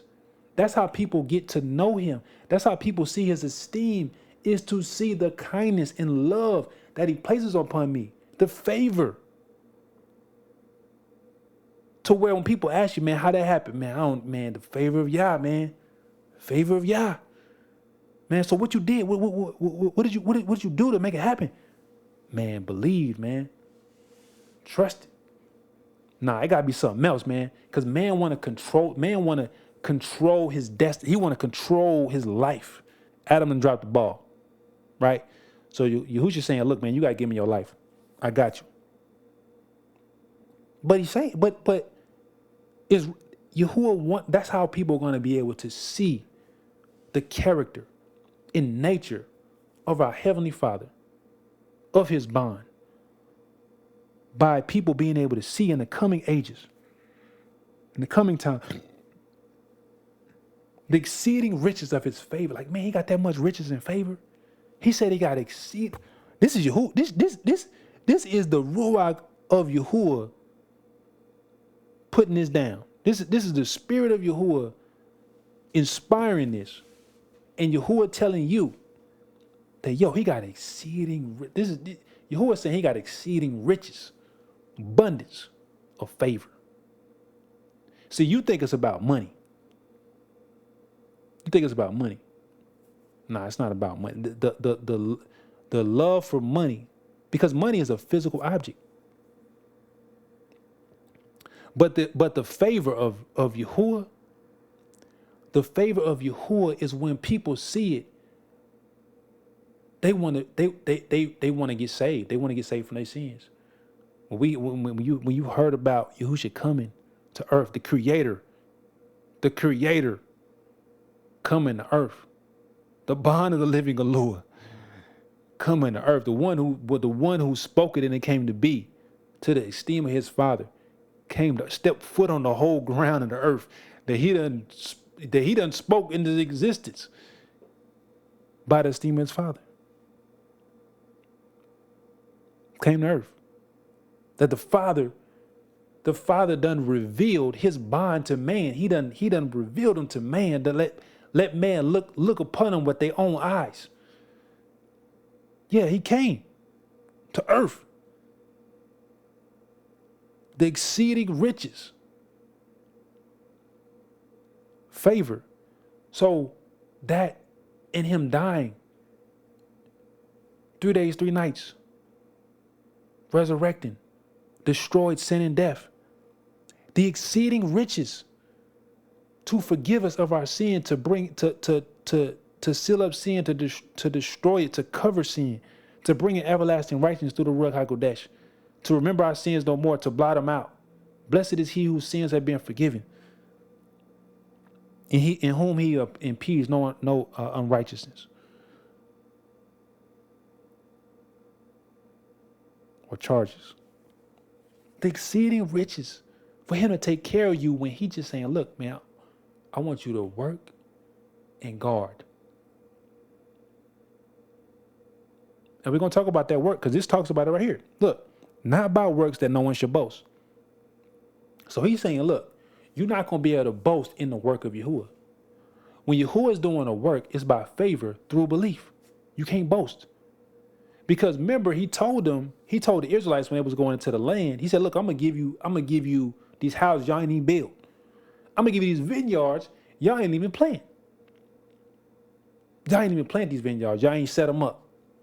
I'm gonna give you all this stuff y'all ain't even say, but look, to one thing, don't forget me. And don't say that it was your power and might that got you. See, that's what the world, the spirit of mammon will convince you that hard work, that all these different things can get you. Now, you're supposed to work hard for Yahuah. But it will convince you that by your own hand, you can obtain what Yahuah has for you. This says by favor, you have been saved through belief. So it's belief that's connecting you to his favor. And when he gives gifts to you, it's not by works, so no one could boast. And that's what Shaul was dealing with. He's telling them people like, man, right now, some of the people he was talking to, he's like, right now, y'all are boasting and y'all saying exactly what Yahuah told the Israelites in Deuteronomy chapter 8 not to do. Because y'all saying by y'all might, y'all got salvation. If you do the whole law of Moshe, you'll be saved. You trying to put it on your works to justify yourself, to say, oh, I did this thing, oh, I kept the Shabbat, I did these things, I should be in right standing. When he said, no. The gift of Aluah is by favor. You can't make this up. You can't script this. You can't control this. This is a gift. For him to take care of you, it is a gift. Because he ain't had to do it. Right? So this is what you're dealing with. And then look, verse 10 on, we can't leave verse 10 out. It says, for we are his workmanship. So we remember, let us make man according to our image and likeness. Created in who? Created in who? Created in Messiah Yahusha. Right? So we're created in his image and likeness. Right? Unto what? Unto good works. Unto good works. What? That goes back to, is line upon line. That's going back to John 6:28. Right? That's going back to John, Yehukanan 4:34. Is my food due to the desire of him who sent me? Right? That's the good works. And accomplish what? His work. So the death, burial, and resurrection was a work of Yahuah. The going back in the timeline, the resurrection of Lazarus was a work of Yahuah. Water the wine. I mean, you could pick all of them. Right? Created unto good works, which Aluah what? Prepared beforehand. Hold on. When he prepared it? He said he prepared it beforehand that we should walk in them. So you telling me that all the good works and the things that Yahuah wants you to accomplish, for him to say, well done, my good and faithful servant, you have been faithful over a few things. So the few things that he desires for you to accomplish, he already prepared beforehand that you should walk in them. That's why with my life, he was able to tell me on March 10th, 2008, I already got something prepared for you. That's not it. That's not it. That's how he was able to tell me, because he already knew. And not just with my life, that's for your life too, if you believe it. If you believe it, if you trust the word of Yahuah, that you are his workmanship, that you are created in Messiah Yahusha unto good works, which Aluah has prepared beforehand that you should walk in them. And those good works. And so when you talk about serving, let's go back to the conclusion of when we're going back up. Is we got to recognize that if Aluah gives life, he also gives the necessity and the things necessary to maintain life. So he knows if he give you life, he knows you need to eat, bro. It ain't like he like, oh yeah, I forgot he need to eat. He made you with a mouth, bro. He made you with your body having to function off nutrients. But you got to get to the point where you let go of the care and worry of trying to control your life to the point where you control your life, and to get out of worshiping and serving Mammon, to trust Yahusha, to say, Yahusha, I trust you with my life. I don't know how I'm going to eat. I don't know how I'm going to do this, but I want to serve you. That's what you got to, I want to serve you. And he's going to take care of you. He's going to show you how I do it. Now, I'm not going to sit here and say, it's going to be like this, it's going to be like this, it's going to be this. It's going to be however Yahuah made the plan for your life. That's what it's going to be. But don't trick yourself. Don't trick yourself to be working this job or be doing this or be doing that, hustling, doing all this stuff, and still serving Mammon and thinking that you're going to serve Yahuah at the same time. Yahuah said it's impossible. He said it through his bond. It's impossible. So we talked about serving Mammon, serving Yahuah. Serving Yahuah is to trust in the one whom he sent, to trust his person, to trust his words, to trust his commands, to trust his statutes, to give him your life. Allow him to be your master. So when you talk about serving Yahuah, we just learned that he's already prepared these works beforehand, whether it's a few works, wherever that number is, 100, 200, whatever. I don't know how many works, but it's according to whatever he's commissioned for your life. And if you understand this, if you understand about serving Yahuah and about what Yahusha's mindset was on, like how his mindset was on, then what you understand that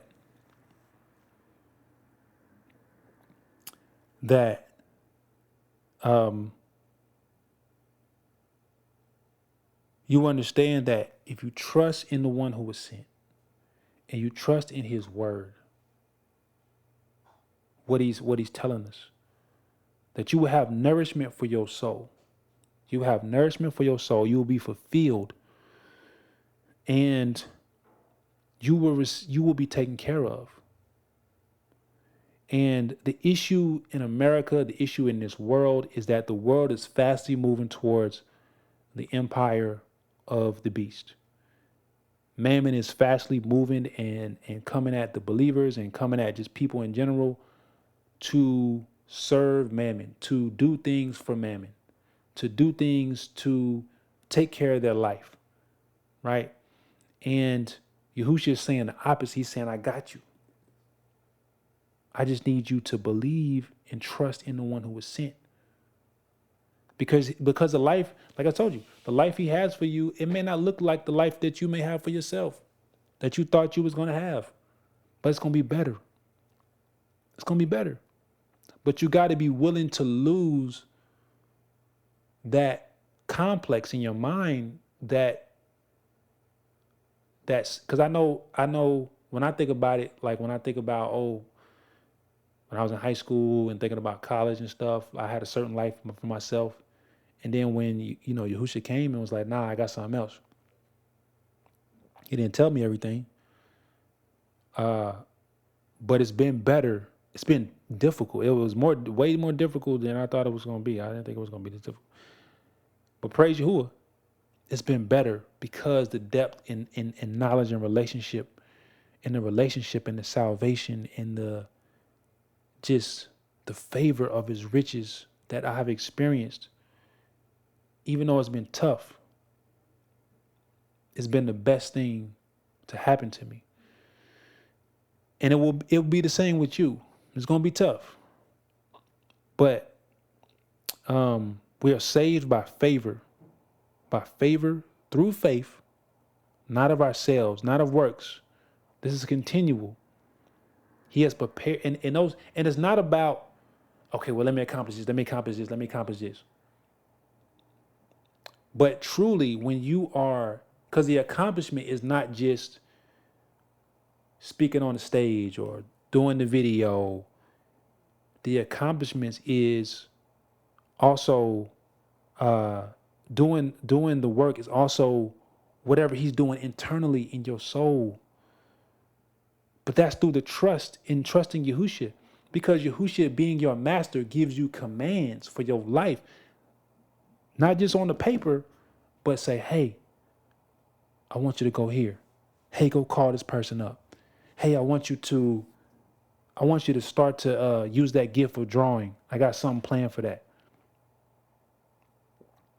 And what jams a lot of people up is when Yahuwah starts to speak to people, and they may even know their gifts and talents. The first thing they began to think about is, I want you to fill in the blank. What is the first thing somebody begins to think about when they think about their gifts and talents? They think about their life. Well, how is this going to make me money? And everybody got a scheme on how to use your gift to make money. Either they got a scam to use your gift to make them money, or they got a scam to sell you for you to think that you can make money off your stuff. And once again, if you're nervous about what I'm saying, to think I'm saying you got to be poor, you miss the whole. You got to go repeat the whole thing, because we just said that his favor, the riches of his favor. But they're trying to use you. They're trying to use But when you think about your gift, your talent, the things Yahuwah is giving you, he said, hey, Yahushua may be telling you, hey man, dust that off. Because Yahuwah had been helping me learn how to compose music. He had given me an ear for music, and for a long time I was just sitting on that, and just like, oh, how's that going? I ain't no big time composer. I ain't no composer. I ain't know how I'm gonna do. He's like, it's not even about that. It's not even about no ranks. It's about what I'm calling you to do. So don't look at what Yahuwah is giving you and go to, well, how is this going to help? How is this going to sustain my life? He already told you, I already got that covered, bro. Don't go back to that. Stop asking me about that. I got you. And I'm telling you as a witness in Yahushua Mashiach, that when you do that, when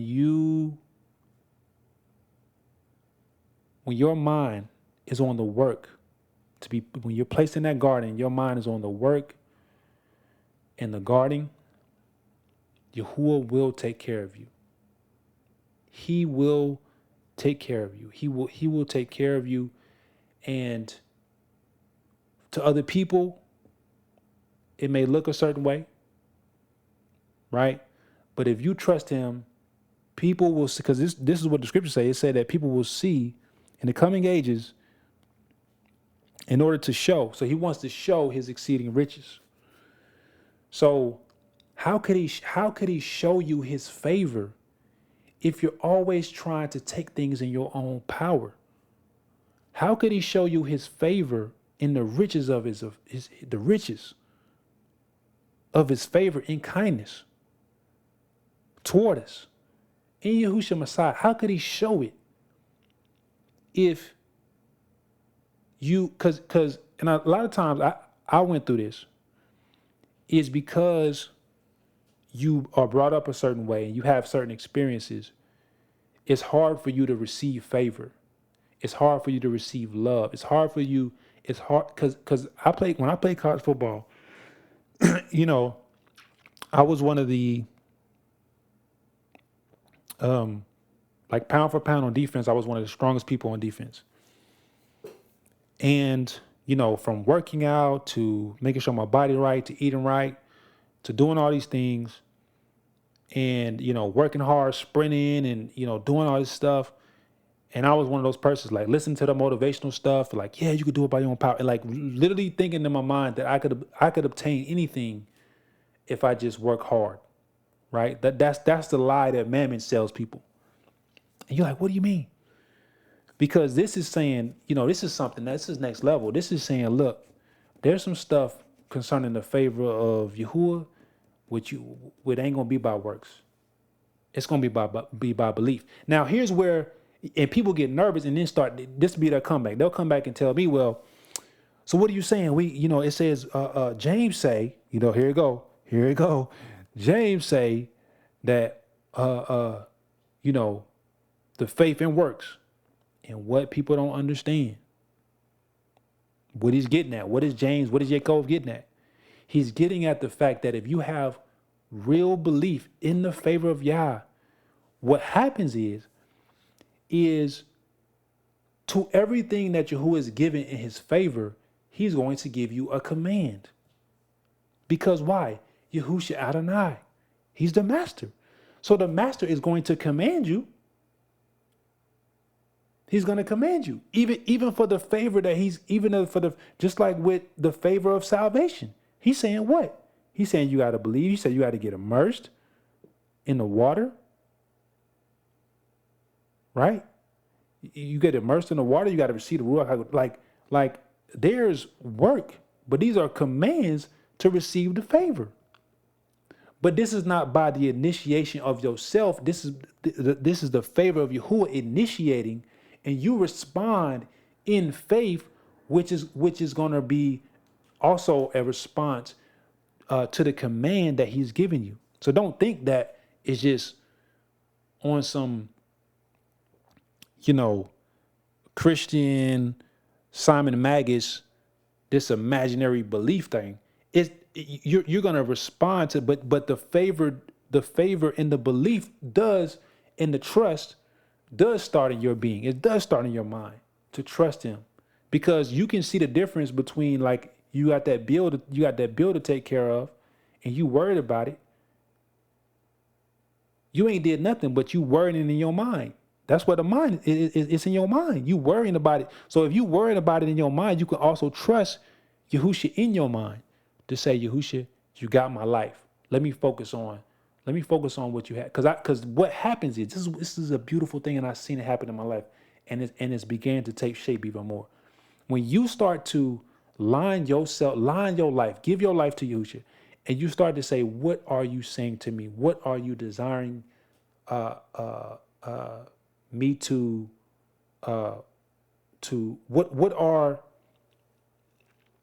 what are you commanding me right now, Yahusha? What are you saying to me?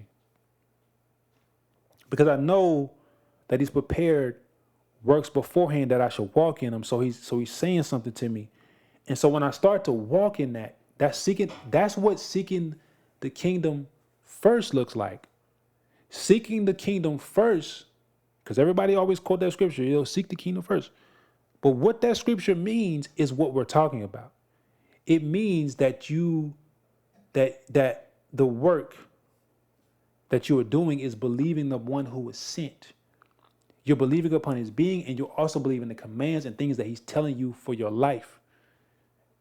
You're getting nourishment from him. That's the first thing that you're craving for. And everything else is not just secondary, everything else lines up to that first thing, right? So, but back to the story, is what I'm saying is when you start to do that, when you start to align your life, to give Yahushua your life, to deny your thoughts, to deny what you think the plan is, and to seek him to what the plan is. And you don't know the plan until he tell you the plan. If he only give you a little bit, if he don't give you the plan, because you ain't gonna just ask for the plan, he gonna be like, yeah, I'm gonna give you the whole scroll of the plan. That's not how it works. Just like how you see with Abraham. Hey man, leave your family house and go this way. You might not know where you're going. But you gotta trust that he who sent you that way is going to direct you. So this is the issue that you're talking about. But I've seen it in my life that when you start to do that, what begins to happen is you start to see that he does take care of you. And that the things that even could have been worries, he's already 10 steps ahead of it. Right? And that as you are nourished, like Yahushua said, as you are nourished to do the desire of Yahuah, as you are walking towards accomplishing the work that Yahuah has for your life, because that work that he has for your life affects other people's lives. It affects other people's lives for their salvation, for whatever Yahuah is giving them, but ultimately salvation. As that happens, what begins to happen is those things of your life become irrelevant because Yahuwah is already taken care of. I don't even have to worry. I don't even have to think about that. He don't want you thinking about money. He don't want you worried about money. He don't want you worried about, how, and don't translate that to, well, he just want to give you $1 billion so you never have to worry about money. Because then that's also a triggery thought, because you're thinking that because you have a lot of money that you don't have to worry about it. Well, that's not the case, because it could disappear just overnight. But it's the fact that whether you got a lot or whether you got little, it's still him who's taking care of you, that is taking care, because your life is in his hands. He gave you your life. So don't think that, I just need $1 million. I just need $10 million to take care of all this stuff. Because you just read this in Yahuah, look, and the fact that the whole earth is Yahuah's and the fullness thereof. So, yeah, they might say, that car costs $50,000. Yahuah be like, man, I'll give it to you. Just ask me for it. I'll give it to you. Matter of fact, I got this person right here. They about to get another car, and they only need this car, and you're going to bump into them over here, and they just going to give you the car. The favor of his riches. The favor of his riches. Versus you being like, well, I got to get 3 jobs to pay for this car I want to get. But while you doing those 3 jobs, you're serving Mammon to get this thing, because Yahuah ain't said that. You caring about the stuff he ain't even caring about. So this is what I'm saying. Is this what you're dealing with? And it's for everybody. I've experienced in my life, and it's such a beautiful thing, because you experience the love of Yahuah. You experience the care, the kindness, and it just makes you fall in love with him and his bond even more. Like, wow, like they care for me. They care for my life. So you don't have to worry about these things that America and this system and Mammon is trying to intimidate you to worry about, and try to look at all these things like Kefa. Look at all the stuff around you. He's like, no, focus on Yahushua. Don't take your eyes off Yahushua. No matter what's going on, no matter what the world is calling you, what you should have or be, Yahuah knows the plan. So that's it. is to remember that Yahuah cares for you, Yahusha cares for you, and that they have your life. They have your life. They have the plans, man. Man, just trust them. Trust Yahusha. Trust the one who was sent. Trust who he is, the Mashiach, the bond of living Aluah. Trust his words, his commands. And if you listen to this video and it's hitting you and you don't even know where to go from now, you at square one. Okay, yeah, I've been doing that, man. Worshiping man, I've been working this job. I don't even work this job. I'm just going here for money. And I feel like I got these things. I don't know what to do. This way you start at. You start first by acknowledging to Yahuah that you've been doing that. It's repentance. Acknowledging, hey, Yahuah, I've been going to this job.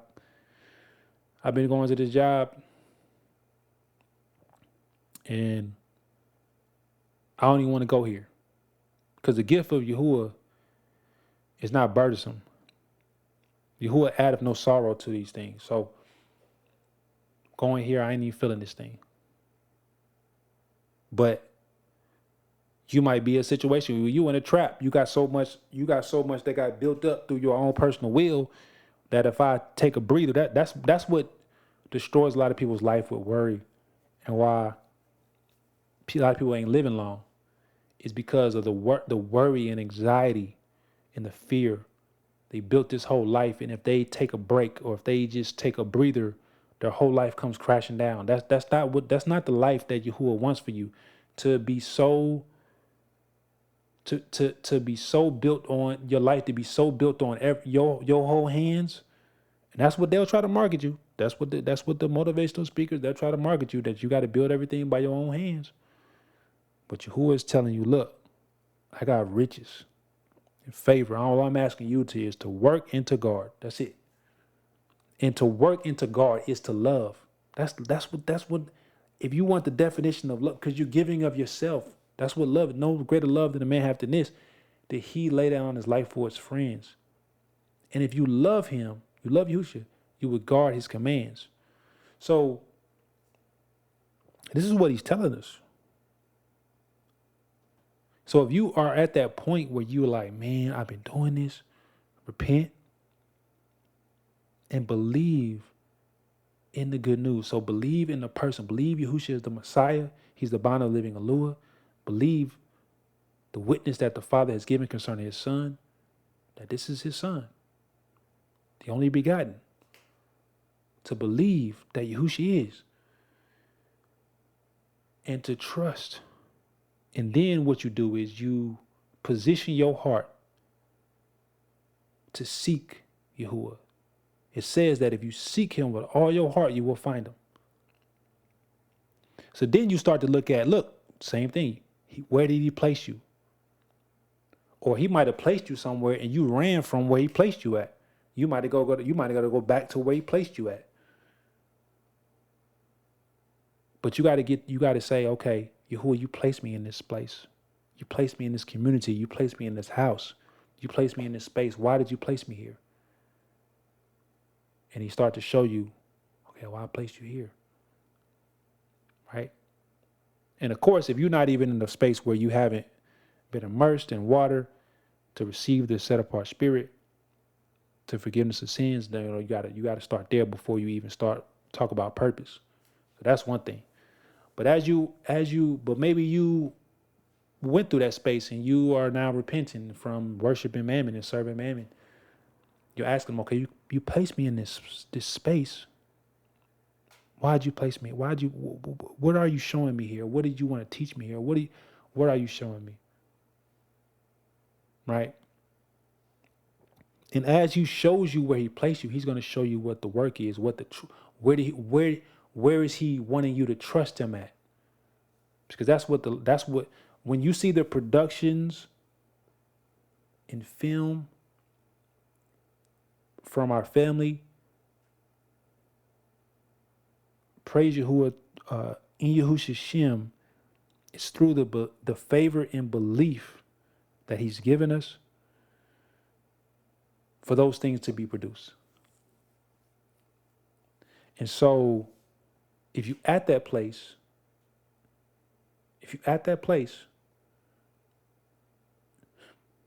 Yahuwah, where'd you place me? And then you began to do the work, which is trusting the one who was sent, to trusting his commands, trusting what he's saying to you. Yahushua, what are you saying to me? Is there something you said to me that I missed, that I was so focused on what my desires were, I was so focused on the worry of life, these bills, how I'm gonna eat, this job, that I missed what you actually wanted to do for my life. That may be film, that may be this, that may be that. And don't do this trap where let Mammon say, well, how you gonna live off that? How you gonna eat off that? How you gonna be sustained? How you gonna pay your rent? Matthew chapter 6. Because the work, and what I'm not saying, so you don't get it twisted, what I am not saying is that the physical work of whatever that thing is doesn't exist. I'm not saying that. But what I am saying is that the true work is the trust. And the trust translates into the physical work in which he is prepared for you. So remember I told you that back in March 10th, 2008, Yahuwah said, I got something else for you to do. It was the trusting in Yahusha, but it was also to bring forth and to walk in the things he has already prepared for my life, whether that's these films, whether that's this YouTube video, whether that's whatever that is. And in that is where the payment happens. Because you are storing up treasures in Shamayim, but also he's going to take care of you. He's going to pay. Oh yeah, you got to pay your rent. So let me set this up for you. Oh yeah, you got this right here. And the consistency of Yahuwah. See, in America, in these different spaces, everybody always talking about consistency, especially when it comes to money. Oh, I have to have a consistent form of income. And that's where people get hang up because they start worshiping Mammon. With Yahuwah, the consistency for you, what he's looking like, what is consistent for you? The number one thing for consistency for your life, because you can't compartmentalize your life. You can't say, well, this is my finances over here, and then this is my faith over here. No, your whole life is your whole life. So your finances and all these different things should be aligned and should all go together with the desire of Yahuwah. So as you walk and serve Aluah, he's taking care of your needs. He's taking care of, that's the whole realm. What that looks like, the reason why I'm being general about that is because for each individual, it looks different. But the consistency for you is to continually believe upon the one who was sent. And walking in the works that he has prepared beforehand, that you will walk in them towards the completion. Just like as Yahusha said, that your food is to do the desire of the Father, to accomplish his work. That's the consistency. To be consistent with the gifts and talents that he's given you. To get to the point, here's a big one, to get to the point where literally it is your life. What do I mean by that? I mean that, look, this is the priority of my life, to where I can't do that because he just told me I can't serve two masters. So I can't give time to that. I can't give time to that. I can't give time worried about how I'm going to do that. I can't give time to taking things in my own hands to hustle and to do this. I can't give time to that. I have to give time to trusting Yahusha, to walking in what he has prepared beforehand that we should walk in them, that we should, the works that we prepared beforehand, that I shall walk in them. And when you do that, you will see the favor in the riches. The favor of riches. The favor. The favor. Read it again. The riches of his favor. You will see the riches of his favor upon your life. And it may not be you have a consistent paycheck. Because what's going to happen in the end days when these corporations that people are working for that are buying into the system of the mark of the beast and they want you to work for them, you're going to go apply for that job?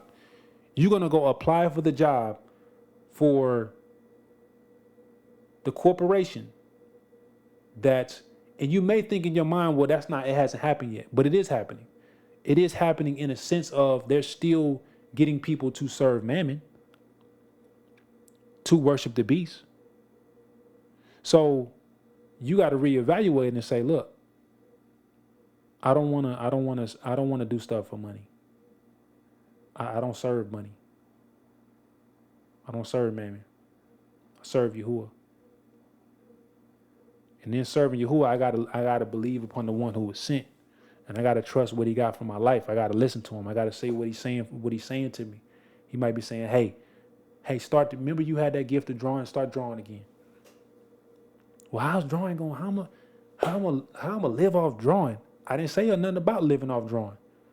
I said, you know what I'm saying? So that's how you gotta, because as a filmmaker, I've been a filmmaker and I ain't gonna say I've been balling out of control.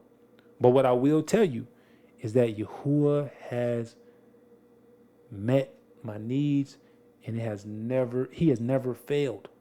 Never. And I left corporate America 2014, which is going to be another conversation we're going to talk about when I get to unpack and share some of those stories. No. Correction. 2012. So I left corporate America 2012, and that's when Yahuah was telling me, hey, look, I want you to serve me. I want you to serve me full time. And that could be creating that could be a business. That could be, whatever he has for you. I'm not going to dictate what that is because I don't know. Because you, and whatever plans he has for your life. But you got to seek that out. And you can't, but when you seek it out, don't let Mammon trick you to try to add it up. Well, how is this going to do this? How is this going? How is this? How? Don't worry about that. Yahuah know the numbers. He know the numbers. You think think you don't know how to count or something like that? Like, you upset, like, oh, you of little belief, man. Like, come on, man. Like, but understand that in trusting Yahusha, in loving Yahusha, in loving the Father, in loving your neighbor. Because to love your neighbor is to work and guard in the place he put you. Because he may say, hey, yeah, so you may be called to create a foundation for the people in the community that need food or need help. He may call you to all the injustices going on in the prison system. Right? He may call you to that. Whatever that is, he may call you to that space. That may be the garden he puts you. But don't be out here doing stuff for money. Don't make the shift. Make the shift. You know what I'm saying? Make the shift, man, because you will, as we read, you will put yourself through many pains and you're going to end up with nothing. And you still going to end up calling out to Yahusha to save you from the burdens that you created for yourself because you wanted to work in your own strength. And he just told you it's a gift from Aluah. So that's it. I'm about to cap it. You know what I'm saying? I'm about to end it right here. I'm about to end it. So, shalom. But if you got any questions and comments concerning this, and maybe I can, y'all willing, I can share some stuff. I can help you out. Write a comment. Reach out to me. If you need more talking on, this whole thing, maybe you're in a space where you don't know what you're supposed to do with your life. Reach out to me. Maybe we could pray. Whatever Yahuah gives. But that's it. Shalom to you. I pray that this talk, this discussion, this message helped you in Yahushua Shem. So, all right, shalom to you.